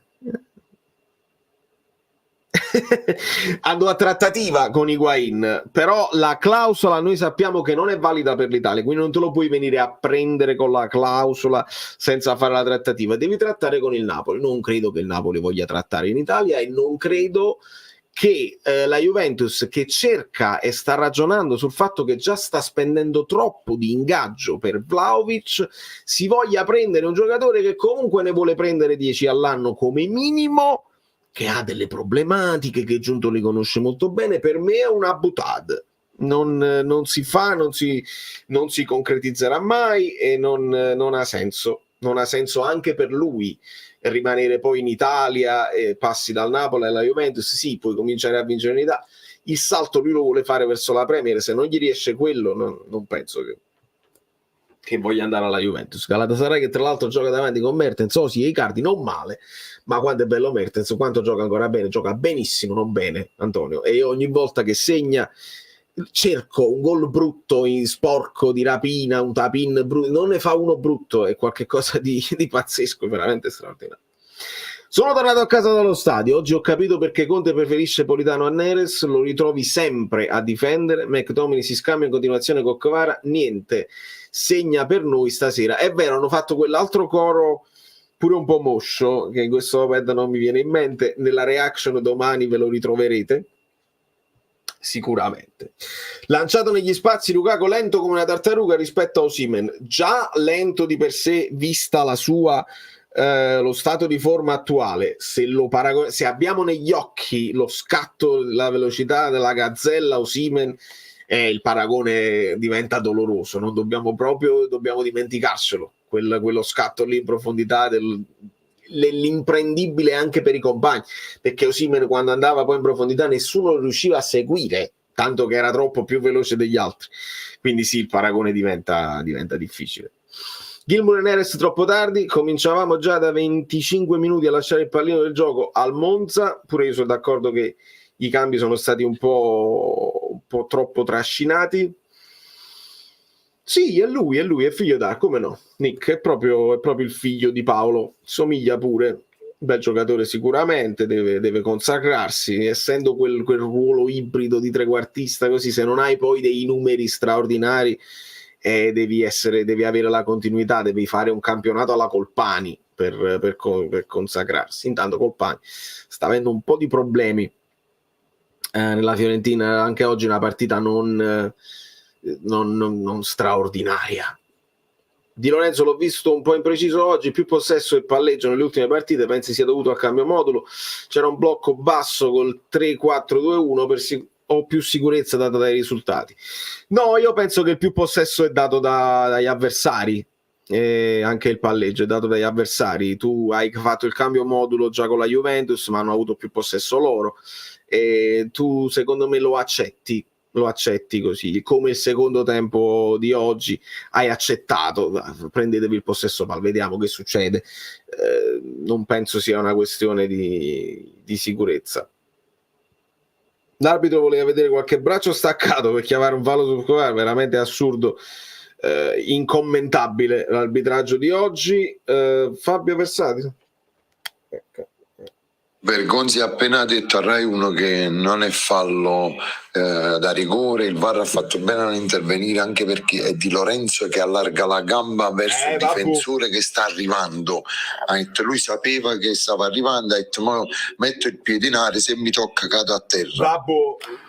Guarda, sono dalla parte di quelli che, tra virgolette, volevano di più. Io non imputo tanto il volere di più, perché sono deluso fondamentalmente da una prestazione che è stata brutta o altro. Perché secondo me, quando è una panchina così lunga, anche dal punto di vista della qualità, secondo me, anche come ci ripetiamo molto spesso, no? Far trovare spazio a dei giocatori che comunque hanno fame, hanno voglia, ti dimostrano di voler far parte del progetto, aiuta a fare gruppo, aiuta anche a, diciamo, non farli stare scontenti, perché io sono convinto che Neres sia galvanizzato dal gruppo e tutto quanto. Però se fa così bene ad ogni partita il minutaggio, ok, ha giocato col Palermo, però in campionato il minutaggio ogni partita invece di salire e scende, penso che il calciatore potrà arrivare a un punto dove si fa due domande. Siccome Politano per 20 minuti praticamente di partita è stato inesistente. Valerio, te l'ho detto pure oggi, comunque sei un po' pessimista, perché sognare il terzo posto è da pessimisti. Nei sogni si sogna sempre il massimo. E ho risposto oggi a uno che su X ho scritto sta cosa che ho sognato il terzo posto. Molti hanno detto bene così, che bello, e uno ha scritto un incubo, ovviamente con sarcasmo di dire che vuol dire che va male, e un altro dice ma se devi sognare perché non sogni in grande come vi diceva Ross, e ho detto no, io i sogni miei sono così, non li gestisco, lo lascio alla realtà, il primo posto lo lascio fare alla realtà, non lo dobbiamo sognare, la realtà è così che sta andando. Allora, continuo a leggere altri messaggi. Oggi ADL è riapparso su X. Per scaramanzia preferisco, perché proprio ha scritto questa cosa, per scaramanzia non diciamo nulla, perché devi twittare, se per scaramanzia non vuoi dire nulla, non dire nulla. Non dire nulla. Sono d'accordo con l'amico Bellini, è arrivato il momento di fare staffetta per tenere su il morale del brasiliano, anche se Politano ha fatto 60 minuti di altissimo livello, diventa difficile, capito? È un bel dilemma, ma si poteva fare oggi, proprio oggi, che Politano aveva anche segnato, era secondo me la partita ideale per toglierlo un pochino prima, tanto loro non erano così offensivi che tu dici Kyriakopoulos, mi serve Politano a tutti i costi, è capace che con Neres vicino Kyriakopoulos non scendeva proprio, non sarebbe proprio più sceso ad accompagnare l'azione, quindi oggi proprio questa cosa secondo me si può dire a Conte, ha segnato, quindi un giocatore che segna esce con più tranquillità, non arrivi a fargli prendere i crampi perché stava dando tutto così, la soddisfazione di essere man of the match sì, se la porta dietro, forse se lo sostituivi prima forse non arrivava il man of the match, ma chi sarebbe stato il man of the match? Comunque hai sostituito pure Kvara. Secondo me si poteva chiedere a Conte di mettere Neres un pochino prima, ma non è solo Neres, perché questo problema se lo può porre anche Gilmour, perché si vede lo bot che comunque gli è davanti nelle gerarchie, se lo potrà porre un Bazzocchi che inizia e poi è arrivato McTominay, ha perso posto per uno che fa l'attaccante, come funziona così? I vari Juan Jesus, i vari Rafa Marin, magari anche lui vorrebbe giocare ma non lo vedrà il campo, ma giù. E quando io vi dico la conference serviva e come? Serviva anche per questo, perché ti faceva stare più tranquilli, un pochino tutti avevano più possibilità di farsi vedere. Servirà abituarci a questa annata, e se Conte può dare un pochino più di minutaggio agli altri, secondo me non fa male. Il nervosismo di Kvara non è giustificabile durante la sostituzione, ma il nervosismo di Kvara ha radici più profonde, secondo me. Non è un nervosismo della sostituzione, perché aveva pure segnato, non penso che è quello il suo nervosismo, ma c'è un nervosismo che va registrato. Ah, ma con me, Guido, e poi stacca. Era arrivata, era comparsa e poi stacca. Avevo fatto tutto il collegamento. Adesso torna. Mi ha rimandato il messaggio, non so perché, ma figurati, non c'è problema. Off topic, visto il poco da dire su questa partita per il futuro post Lukaku, da vedere Castro sta facendo un bel impatto. Giocatore simile a Lautaro e con una garra incredibile. Altro giocatore di cui si parla sempre è Lucca, che ha fatto un bel gol contro l'Inter. Bonni è da tenere presente con queste caratteristiche. Provocazione, un ritorno di Kim, amico mio, e dove lo metti? Cioè è chiaro che un ritorno di Kim, metti Rachmani subito in banchina, così. Ma hai preso Rafa Marin, dovresti toglierti Juan Jesus, le liste sono occupate. Kim vuole tornare a Napoli. Per quale motivo dovrebbe voler tornare a Napoli? Che magari si può vincere un altro campionato col Bayern di Monaco, dove prende magari più soldi, dove deve anche dimostrare a se stesso, perché Kim è uno di quelli che non è contento con se stesso se non fa la prestazione, e Kim vuole dimostrare a se stesso anche in Germania. Buonasera Guido. Buonasera amiche belline, buonasera amici bellini, buonasera Valerio. Col tuo permesso, Valerio, sì. Sei bloccato. No, sei in attesa del saluto. Ah, è lui che non mi sente. Guido. No, io ci sono. Ah, col tuo permesso vorrei salutare tutte. Vai, saluta. Lo recupero dopo. Vorrei No, salutare tutti. Niente, no. Mannaggia, abbiamo problemi ora tecnici. ti sento. Ah, ok. No, però col tuo permesso vorrei salutare tutte le persone addette alla manutenzione dei fari. Sempre più specifico. Sì, anche loro meritano di essere salutati. No, se tu mi vedi bloccato, andiamo in difficoltà, perché è una partita interessante, perché divide. Ci sono le due scuole di pensiero. Guido, come l'hai visto? Senti Valerio, un sacco di cose da dirti. Vai. Di calcio stasera. Proprio tante. Da dove iniziamo? Poi mi consentirai una parentesi dopo. Secondo me oggi è una vittoria importantissima, che vale 3 punti e un pezzettino.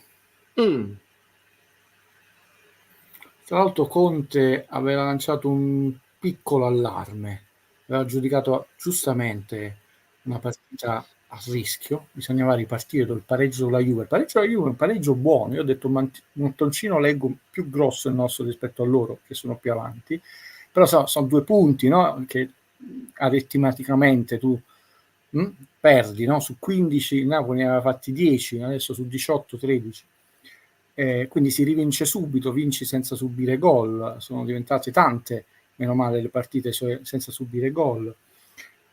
Calcisticamente chiaramente questo è un Napoli che credo difficilmente farà spettacolo, perché Conte è un allenatore che preferisce vincere 2-0 che 3-1.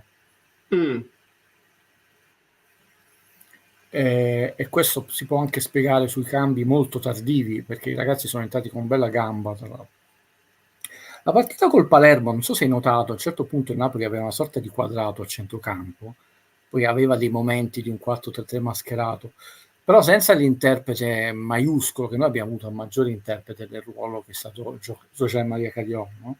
Che non solo era una lama tagliente in attacco contro le difese avversarie, ma maestro dei ripiegamenti, dei raddoppi difensivi, delle chiusure di linea di passaggio, insomma.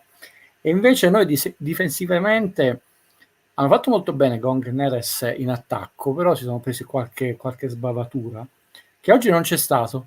Posizione di Politano molto interessante, perché a volte ripiegava e diventava quasi una difesa a 5, o a volte ripiegava Lobotka. Un Napoli che ha una sua già identità di gioco molto forte, non ha bisogno di fare questo pressing esasperante, anche se sembra che fa un pressing esasperante.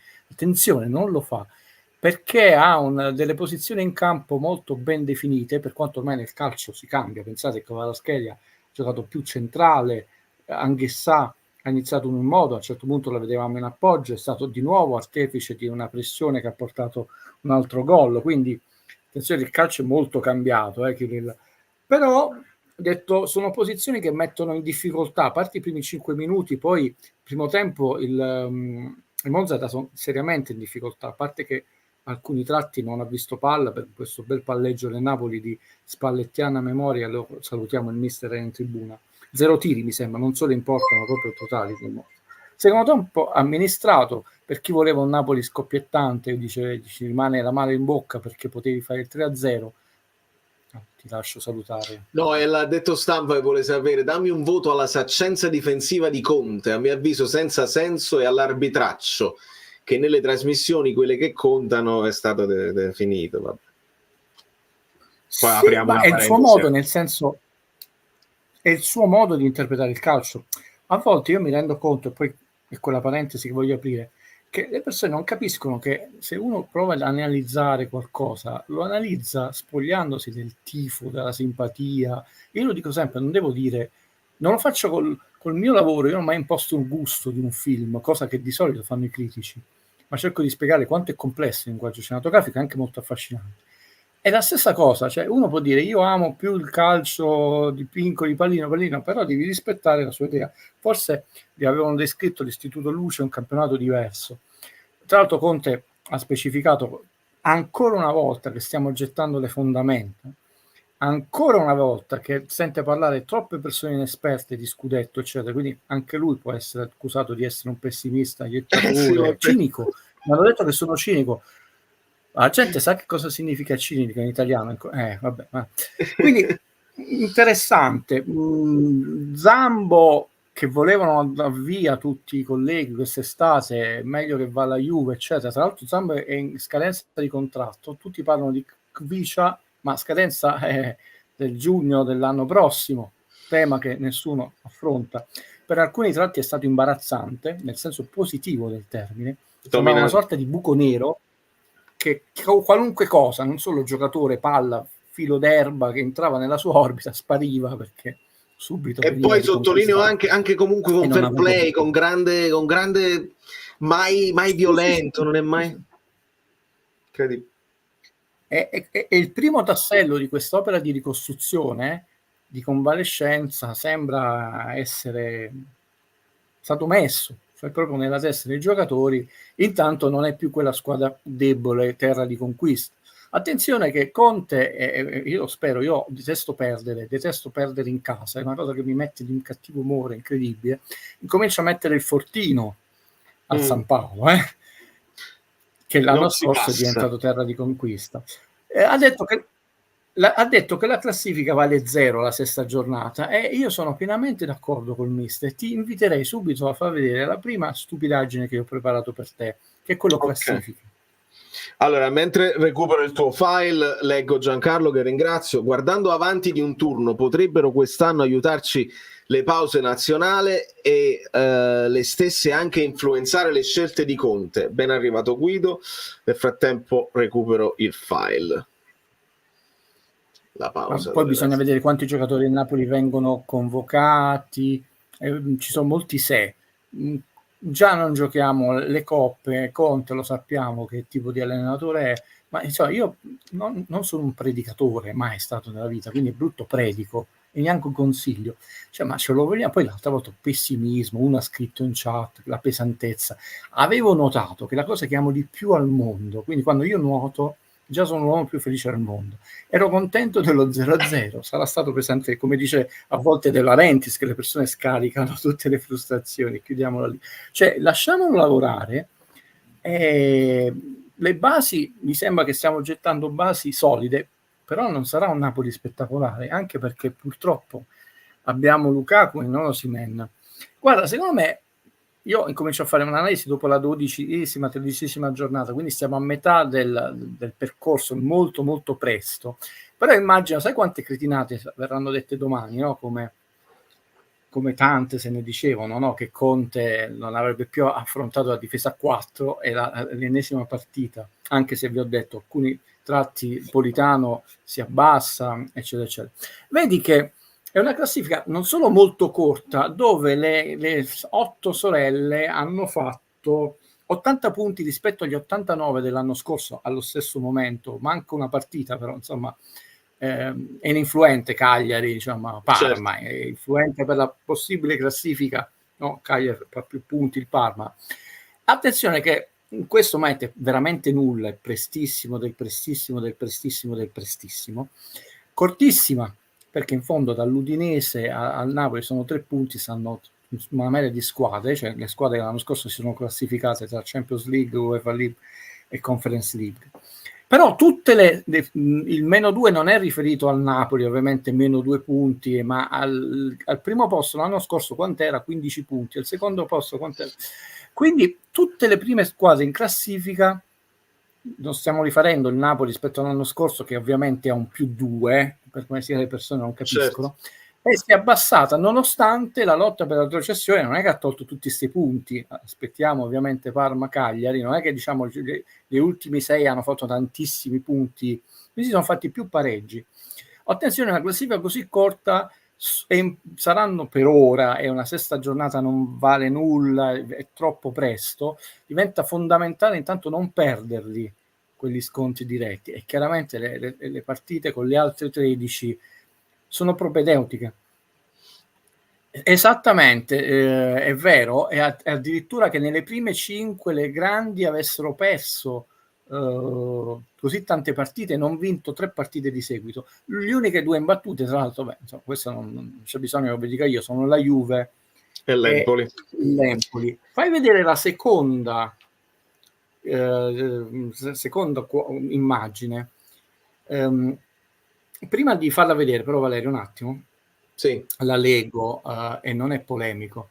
Lo dico con la massima educazione e simpatia, poi se volete pesantezza, non mi posso seguire in certe cose, persone. Volete sempre. Non mi posso seguire per... Ah sì, scusami Guido, facciamo un'errata corrige veloce. Juve a 12 punti, nel tuo schemino era 11. Sì, perché avevo... vedi, quella che per chi ti accusa ci voleva togliere un punto che potrebbe tornare utile. Bravo, grazie Antonio.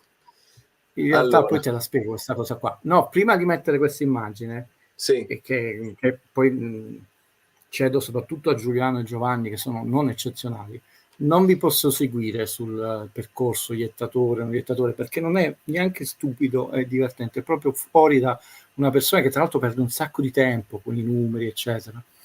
Di solito, generalmente parlando, anche se non si deve generalizzare, le persone che pensano queste cose sono abbastanza ignoranti, facilmente condizionabili, tutte cose che non sono. Ma poi è talmente stupido che a questo punto gli amici milanesi devono dire: Valerio, chiama sempre Guido, perché lui ha detto statevi calmi, non Camerella, e il Milan ha vinto. Però dici quelli dell'Inter, ma allora no, non vi posso seguire minimamente, andate per la vostra strada, anche perché qua perdiamo un sacco di tempo che voi non sapete. Io ho fatto battaglia persa, no? Dicendo, uno dei punti dove il calcio si è evoluto meno di quanto dovrebbe nelle riprese televisive, non solo riprese funzionali, una maggiore chiarezza e spettacolarità, ma mancano tutta una serie di, al cinema diremmo tagli di inquadratura, no? Che sono molto utili per lo studio.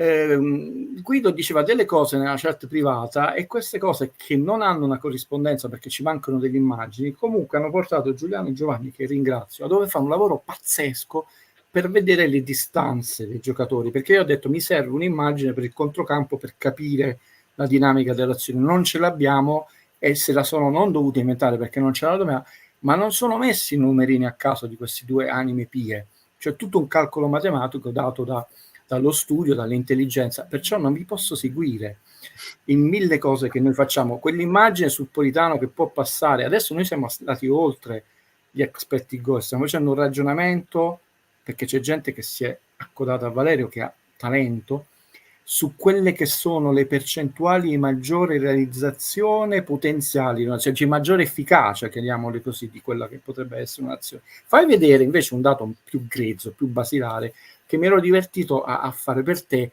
e offrire alla comunità. Perché occhio a due squadre. Devo zoomare. Io te l'ho fatto per comodità degli ultimi 4 stagioni, perché se no verrebbe troppo. Facciamo così e poi lo sposto di qua. Sì, allora, dimmi dove dobbiamo. Sì, così non se lo possono prendere immediatamente.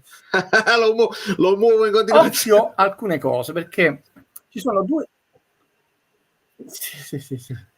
Vai. La Juve non è solo una squadra che ha preso pochi gol, ma è una squadra che tira molto poco. La Juve di Allegri tornava 13,76, 14,07, 14,10, sta tirando 10,83 e in porta 3,33, che è un dato bassissimo, ma ha una percentuale di realizzazione enorme. Valerio, 45% relativo e 13,86 assoluto. Occhio, chiaramente siamo solo alla 6ª giornata, è una squadra che ha bisogno di produrre molto poco e realizza tanto. È chiaro che ha fatto anche quegli 0-0. Pensate se avesse fatto di più tiri. È stato molto contestato Fonseca, perché poi gente che non capisce niente si permette di insultare persone che allenano in Serie A in svariate nazioni.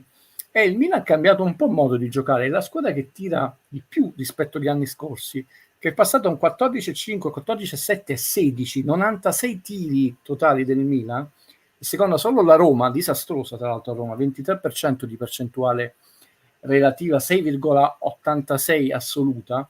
Quindi il Milan, d'altronde l'Inter probabilmente non si aspettava un Milan così propositivo, l'ha fregata nel derby. L'Inter continua a essere questo schiacciasassi, una squadra che tira molto negli ultimi anni, 17, 86, 16, 57, 15, 63. Il Napoli sta tirando un po' meno, però fortunatamente rispetto al tracollo dell'anno scorso e le medie che sono sempre state abbastanza basse sui 33, 34, 37, 35%, cioè stiamo avendo un 46 e un 12,8 relativo. Però attenzione a queste due squadre, Milan e Juve, ed ha cambiato totalmente passo rispetto al triennio sarrista la Lazio, che è una squadra che non sta considerando nessun analista, ma per le solite ragioni che conosciamo, siamo appena alla 6ª giornata, però sono dati ormai insufficienti, perché ci si sta concentrando nel canale di Valerio su qualcosa che ha superato gli expected goal, quindi sono dati di partenza su cui poi ragionare, su aggiungere ulteriori analisi, però te la volevo portare come elemento di riflessione questa cosa qui. Sono senza parole. Sono senza parole, perché se tu fai così, quelli là che invece ci campano col calcio, io ho sentito cose pazze. Vabbè, lascio perdere, perché veramente non aiuta la discussione. Conte ti ha dato ragione in conferenza, io lo devo ancora ascoltare. Siamo lontani da vincere lo scudetto, i tifosi possono sognare, ma io so qual è la verità. Guido, te la devo fare la domanda. Il rigore, ma al di là del rigore, un arbitraggio tutto al contrario, che porta Kvara a innervosirsi, che arrivano cartellini a lui e agli avversari no. Siamo nella normalità, cioè Conte si è reso quando dice so qual è la verità, secondo me ci mette anche questo dentro.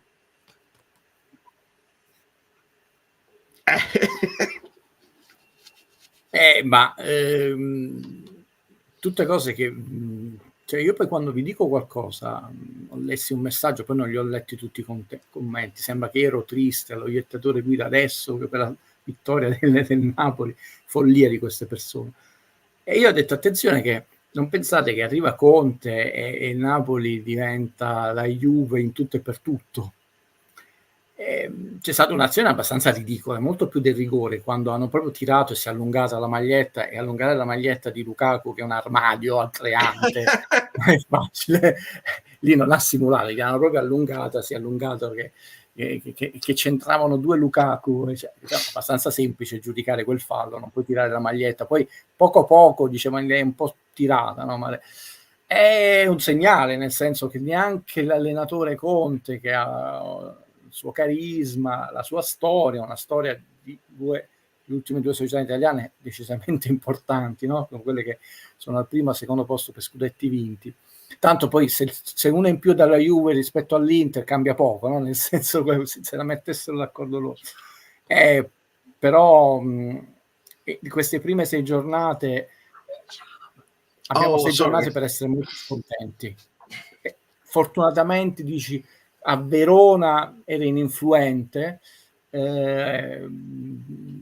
cambierà poco, per adesso non sta sbottando, tra l'altro con Conte insolitamente carico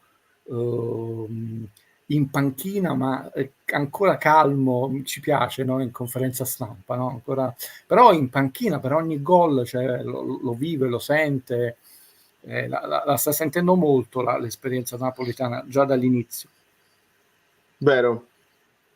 Guido, per il resto Conte non è una garanzia, la risposta, Valerio, Conte non è una garanzia che ci hanno un occhio di riguardo, non si deve avere nessun occhio di riguardo, si deve arbitrare in maniera onesta, semplice, trasparente e giusta. Attenzione, non è che propendo per questa linea di pensiero, ma chi sperava, no? Sai come quando chiamano nelle trasmissioni dottore, dobbiamo vigilare, sono cose un po' idiote.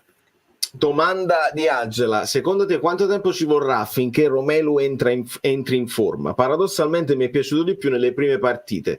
Tu cosa ne pensi? Beh, secondo me almeno un mese.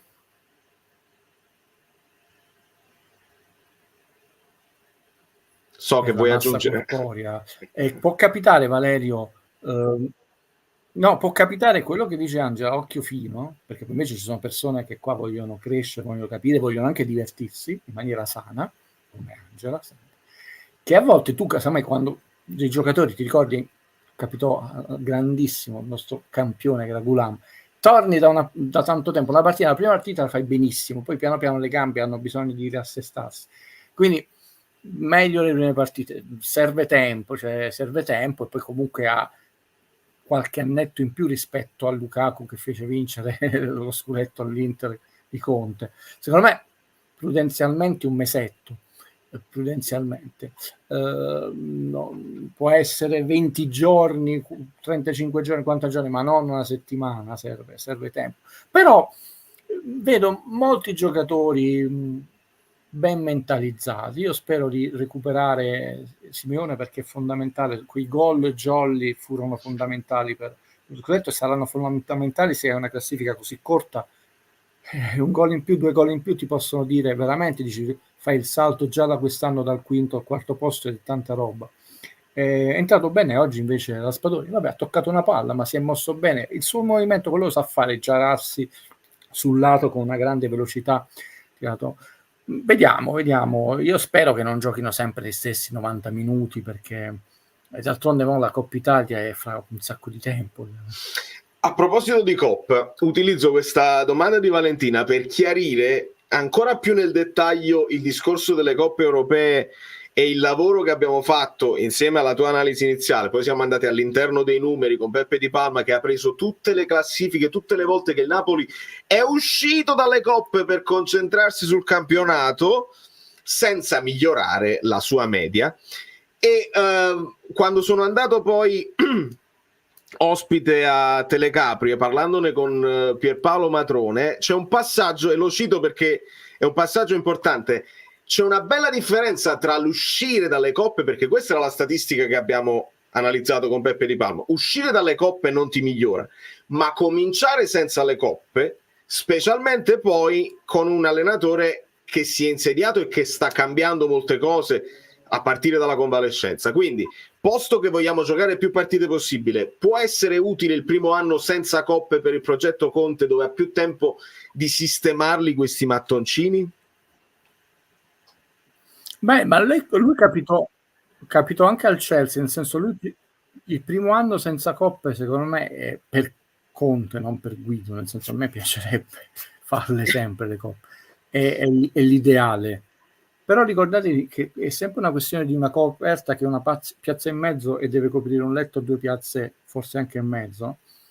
In campionato potrei fare bene e si spera il meglio possibile. Io ripeto questa cosa, ragazzi, io non ho detto che noi faremo schifo, ma non posso dirmi che vinceremo. Mi sembra che un giornalista elegante, garbato, molto esperto come Giordano, Antonio Giordano, dopo la partita con la Juve, e mi correggerai, perché l'unica cosa che ho sentito, ha detto questa partita certifica che il Napoli non è pronto per lo scudetto, ma potrà diventarlo, ha detto pure lui, perché in fondo hai fatto 0-0, non sei andato lì e dominato, hai vinto 0-4, eccetera. Però la gente pensa che uno così è pessimista.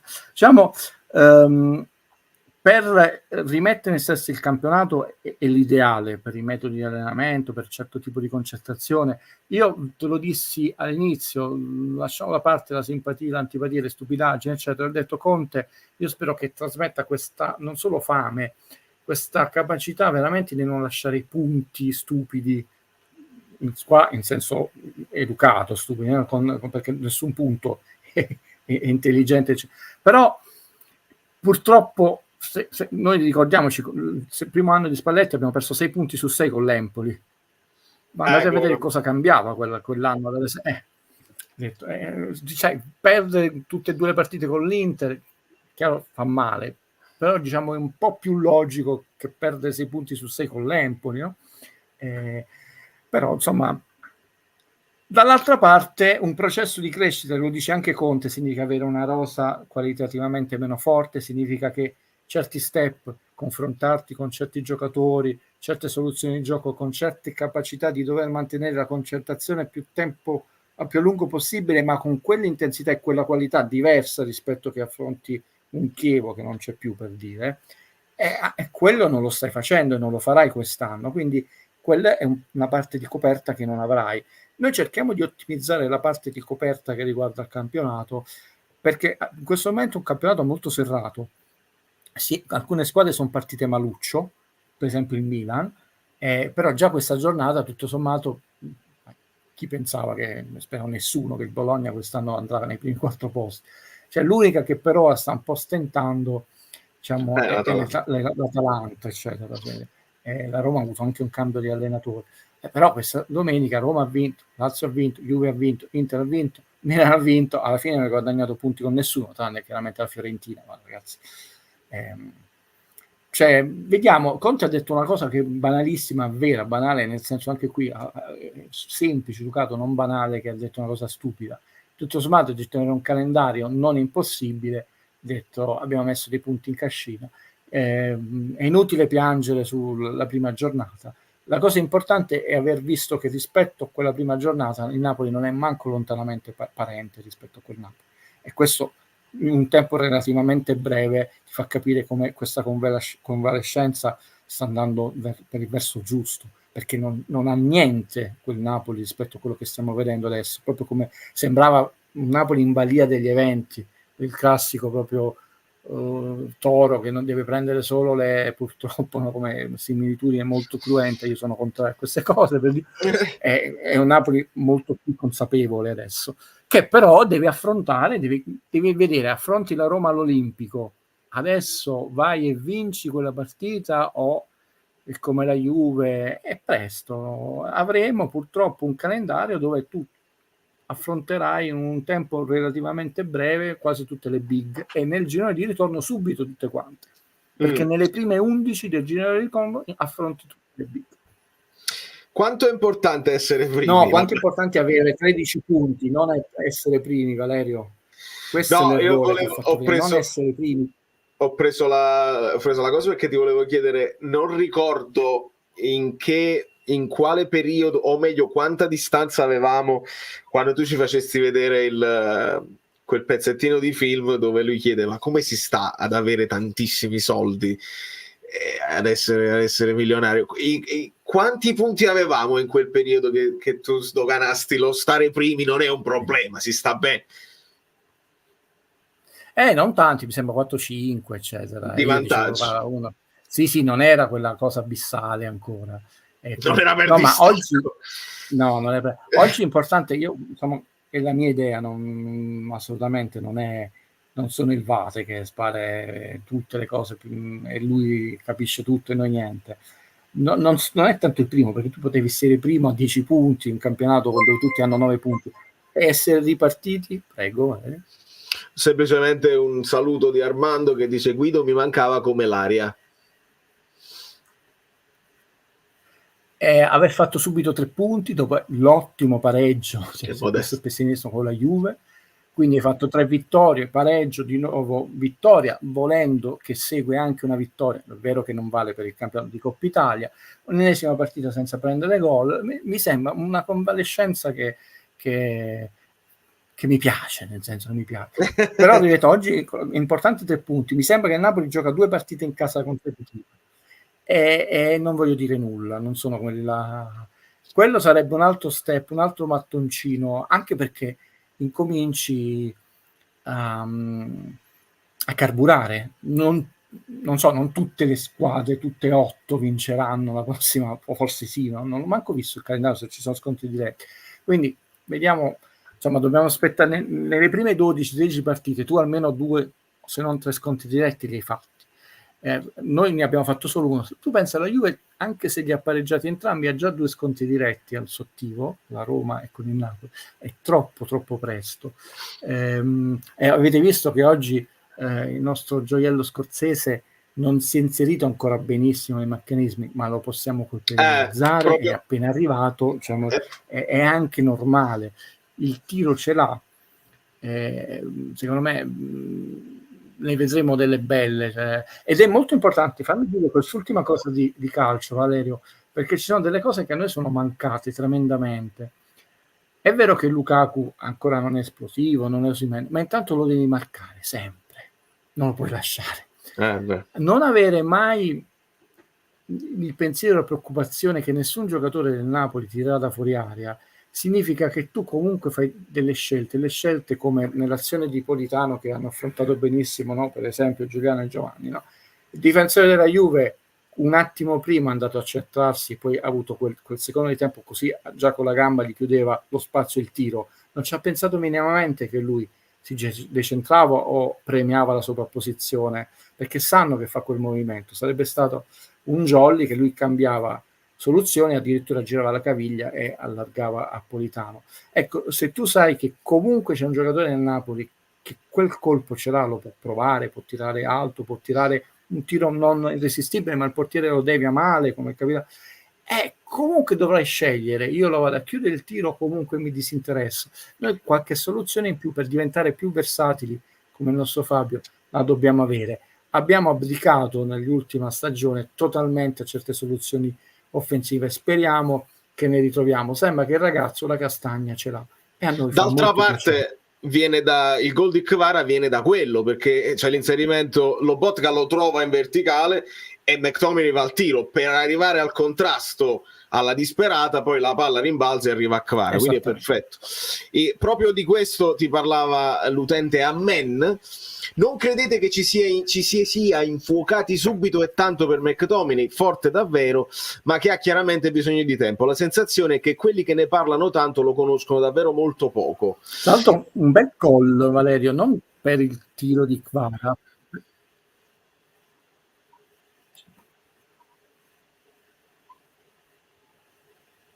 Ma questo non ci stupisce, no? Come quelle persone che non avevano mai sentito di parlare di Rogue, dopo una settimana sembrava che era lo zio più caro di tutti quelli con cui giochi a 3-7 a Natale, eccetera. Nulla di nuovo sotto il sole. No, invece, attenzione, un altro gol importante oggi che fa il paio con quello di Coppa Italia, quello di Kvara, non perché è un gol spettacolare, ma perché Napoli portava di nuovo vari giocatori dentro l'area di rigore, e comincia a diventare pericolosa quando una squadra ha tanti giocatori in attacco, oltre chiaramente alla pressione. Lobotka ha più soluzioni, cioè non hai un solo giocatore, quella è la verticalizzazione. Sono tutte cose che vogliamo vedere se hanno un prosieguo, no? Se sono estemporanee. Insomma, noi con Valerio è stato il primo a dirlo, no? Sono curioso, disse Valerio, perché così possiamo imparare cose nuove, no? Tutto sommato abbiamo, anche grazie alla maestria di Spalletti, quando gliene teneva ci spiegava cose molto belle in conferenza, imparare qualcosa di nuovo, un nuovo sistema di gioco, un nuovo approccio al calcio. Io mi spiace per quelli che pensano, no, un pessimismo, cinismo, queste cose. Invece, l'ho detto, sono molto curioso di seguire partita dopo partita quelle che sono non solo le soluzioni che si adottano, ma proprio i cambiamenti, le novità, le costanti. Cioè, sono molto sereno. anche perché sono gli altri che devono necessariamente vincere, non solo per una questione di prestigio, anche cioè, la Juve certificherà un bilancio non da poco come passivo.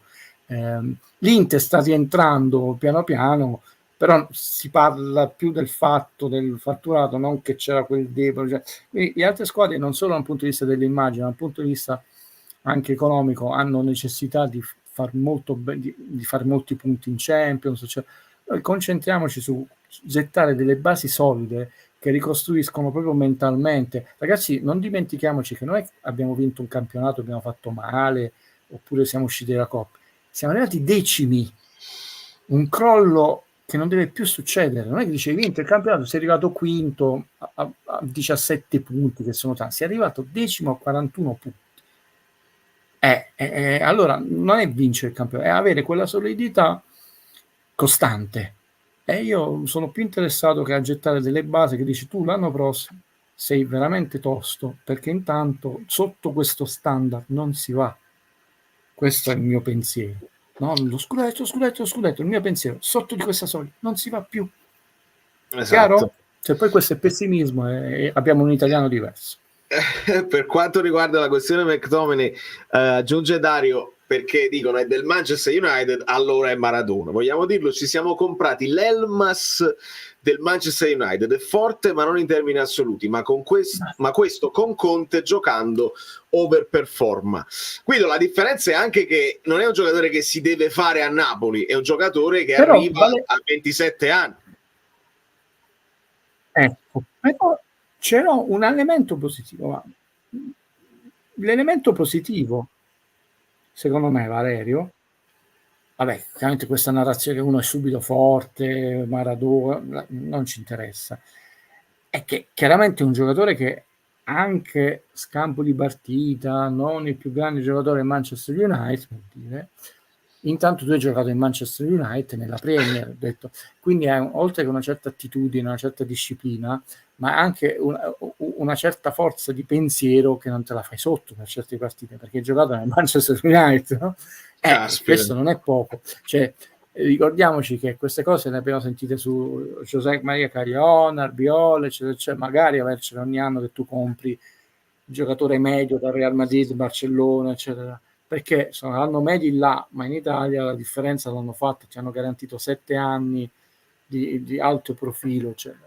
Quindi intanto esserci riusciti, cioè siamo andati a prenderci un giocatore di una nobile che sta avendo problemi proprio perché dopo anni di una certa continuità non ci stanno capendo molto, cambiano allenatore, cioè, l'anno scorso comunque hanno vinto la Coppa, no? Fregando il City, però è sempre il Manchester United, cioè tu giochi tolto Wembley, eccetera, lo stadio più grande della Premier, il teatro dei sogni, giochi derby, giochi col City, giochi con Liverpool, quindi altro che l'inferno quindi anche questo può essere detto, riniziamo un percorso dove riusciamo a essere attrattivi anche per giocatori medi, va benissimo, medi, ma di grandi squadre europee. Ragazzi, noi siamo il Napoli, non ci riesce la Juve a tenere Rabiot, ed è la Juve, l'Inter che ha dovuto fare la Juve degli altri anni, no? Aumentare gli ingaggi, indebitarsi per tenersi Lautaro, eccetera, quindi, ed è bravo a prendere i giocatori a parametro zero, cioè, quindi consideriamo che il campionato di Serie A, avete visto quanto sono stati venduti i diritti televisivi nonostante il brand da difendere, eccetera. Dobbiamo anche commisurare tutto a quello che poi è la potenza non solo economica ma attrattiva del sistema calcio Italia, dove il Napoli è una bella realtà ma non è una delle strisciate. Chiaro. Valerio, ma il non aver preso Hermoso all'epoca mi fa pensare... Tanto di blocchi. No, sei tu che stai tipo 2 minuti, 1 minuto, no, pochi secondi dietro con la cosa. La live mi sembra tranquilla. Non aver preso Hermoso all'epoca mi fa pensare che il cambio modulo era in programma già all'epoca. Secondo me il cambio modulo arriva quando entra McTominay. Lui mette sulla bilancia tutti gli 11 possibili, i migliori 11 possibili. Se posso togliere Mazzocchi e trovo l'equilibrio con McTominay, metto un altro modulo. Ma è un se che può diventare divertente. Io credo che innanzitutto si è fatta una narrazione, ma è difficile contrastare l'Istituto Luce, di un certo tipo di Conte. Alla fine sta diventando anche divertente, che invece è passato abbastanza velocemente a difesa a 4, lui che a parte all'inizio di carriera 4-2-4 l'aveva abbandonata, e testimonia, secondo me, bisogna dire, una certa intelligenza dell'allenatore Conte, che dice: io ho questi giocatori, devo capire, che poi è l'intelligenza dei grandi allenatori, qual è la soluzione, come sempre, quella cosa che gli dico, che limita i nostri difetti. Lui l'ha detto chiaramente anche nella conferenza, l'ho sentita prima di parlare, ha detto: ragazzi, io non vi dico bugie, voi non sono uno che fa piaggeria, però non ci vogliono credere, cioè, a un certo punto la gente Ietti, non ci vuoi credere, non credi all'allenatore, mettetevi un po' d'accordo, che cosa volete, secondo me lui ha detto: con quel modulo perdevo troppi giocatori, gli allenati, quindi alla fine ha accettato di trovare non un compromesso, perché il compromesso sembra una cosa politica brutta, traffichina, una soluzione, la sta anche sperimentando, perché il Napoli cambia, vedi, la fine partita è passata a 5 e lui l'ha detto, 5-4-1, una soluzione che credo lui pensi di valorizzare certi giocatori e non tagliarne fuori troppi, perché lui ha detto: avrei tagliato fuori troppi giocatori, l'ha detto lui. Io ci credo, no, non perché sono un illuso, perché la storia di Conte, nel bene e nel male, ci sono delle cose del suo carattere che non mi piacciono, però la storia di Conte dice che non è uno che, cioè, Guardiola un po' ci gioca su certe cose, e Conte su certe cose non è per niente Guardiola. Non è Gattuso ingenuo che a volte diceva troppo, perché è più scafato e anche più vincente, però sicuramente non ti prende per i fondelli, e quindi se l'ha detto è vero. E d'altronde, cioè, a volte ci sono delle cose molto belle, Valerio, uno dice una cosa, pensa una cosa e fa una cosa, c'è perfetta coincidenza delle tre cose rispetto alle persone che dicono, fanno, poi non fanno, eccetera. Quindi ragazzi, è quello, lo sta facendo. Si tratta di capire quanti più punti dà una cosa rispetto a un'altra. A parte l'inciampo, dove tra l'altro tutti gli alibi di questo mondo, la rosa non era completa, non c'aveva manco la primavera, per dire, era l'inizio dei campi, eccetera, cose che sappiamo. Stiamo trovando la quadra, ci dovremo confrontare con le big, e lì capiremo se abbiamo fatto già di grandi passi in avanti rispetto al 10° posto, se siamo in convalescenza. Questi punti, non è il primo posto in classifica, l'ha detto pure lui, vale niente, questi punti ti fanno lavorare più sereni, e se tu stai acquistando una forza mentale e lavori più sereno, fai meglio.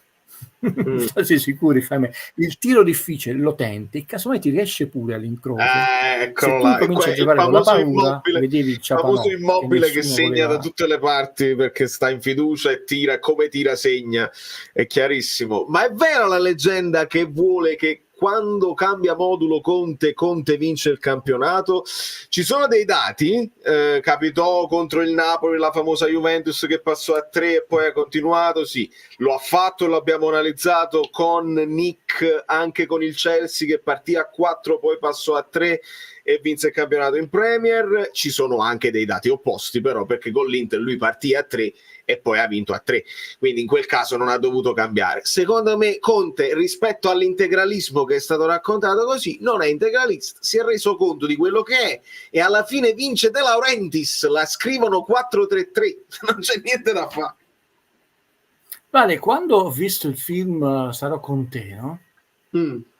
Perché poi comunque l'ho visto, eccetera. Poi è talmente tutto in ritardo che, insomma, Vale non ha chiesto di fare uno speciale, né io glielo chiedo.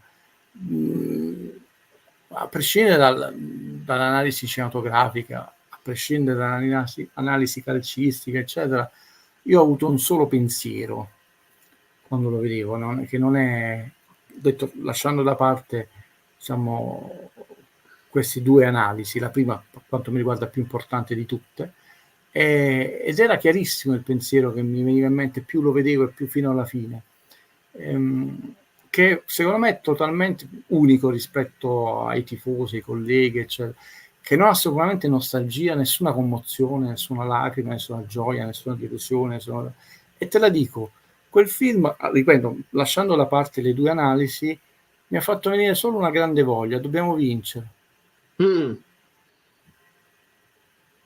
Sembra banale, Vale. Sono state solo le prove generali. per la prossima vittoria, che non è fra 33 anni, perché ci sono delle lacune importanti in quel film e io non ho provato nessun senso di delusione, di cosa, neanche le lacrime, vedere il gol di Kvara con il grandissimo repice, con la telecronaca meravigliosa, con l'Atalanta. No, era proprio chiaro nella mia mente, noi dobbiamo semplicemente vincere.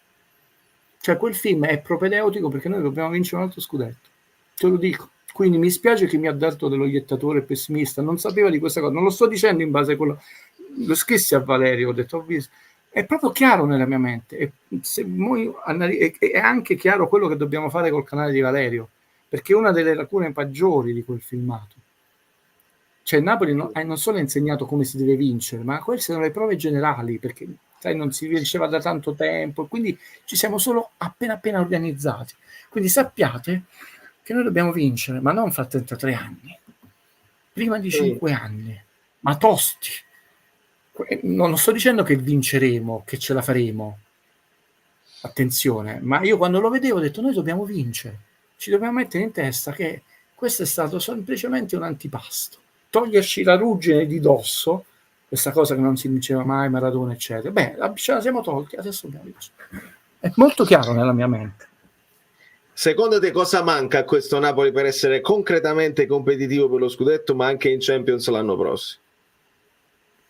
In Champions un po' di qualità, competitivo per lo scudetto, ragazzi, lo dobbiamo vedere negli sconti diretti, vi ho fatto vedere quei numeretti là, occhio al Milan, ragazzi alla Lazio, dobbiamo capire quanto questa solidità per ora mi sta piacendo, difensiva, tolga un po' alla incisività e qualità in attacco, perché poi per vincere tu devi vincere quelle 3 partite importanti in più, cioè devi vincere 2 volte con l'Atalanta, no? Per 2 volte con la Roma, e pareggiare e vincere col Milan, per fare l'esempio, oltre chiaramente che le squadre piccole, cioè.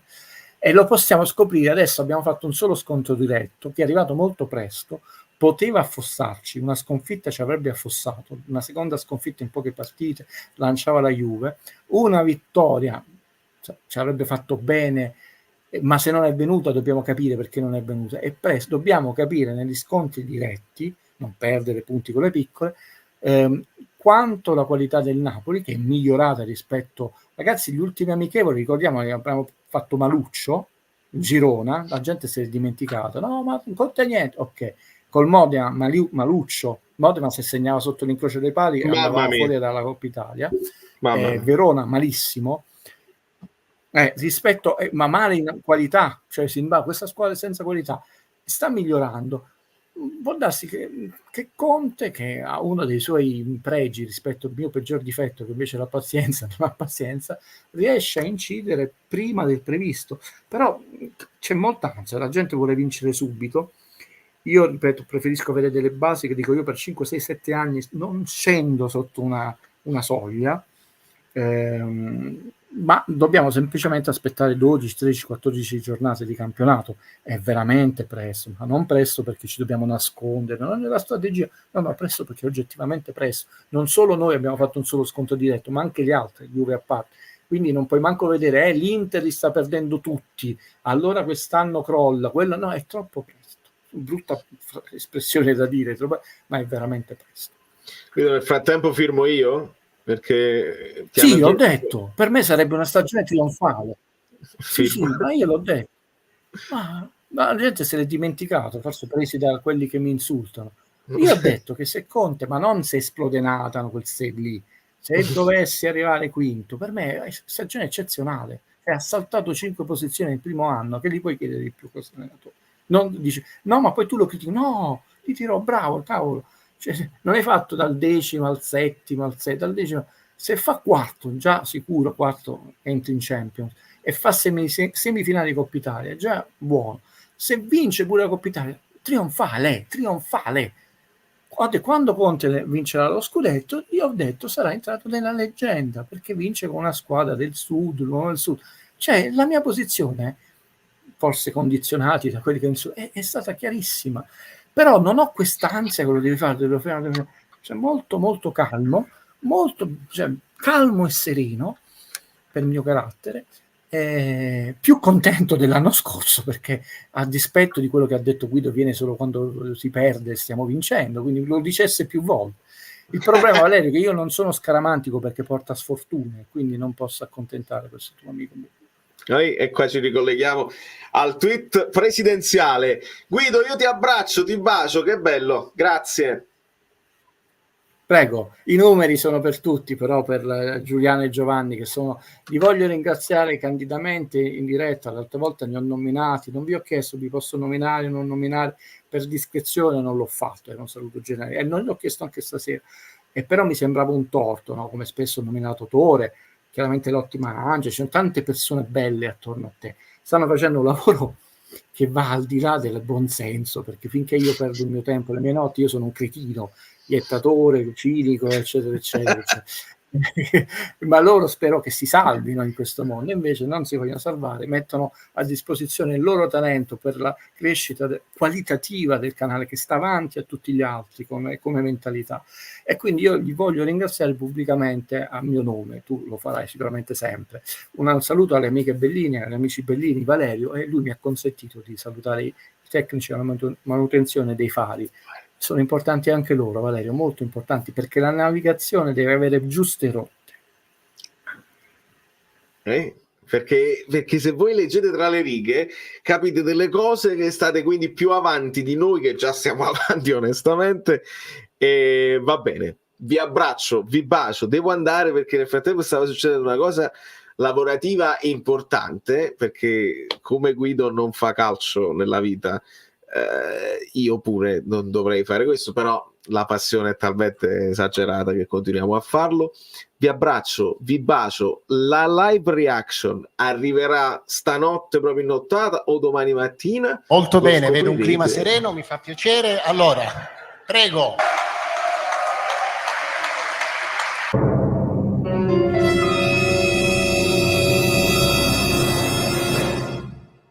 Guido, dov'è? Sei lì. Prego, Guido. Comincia le danze. Dai. Allora, abbiamo finito. Grazie e buona serata a tutti. Andiamo. No, vogliamo...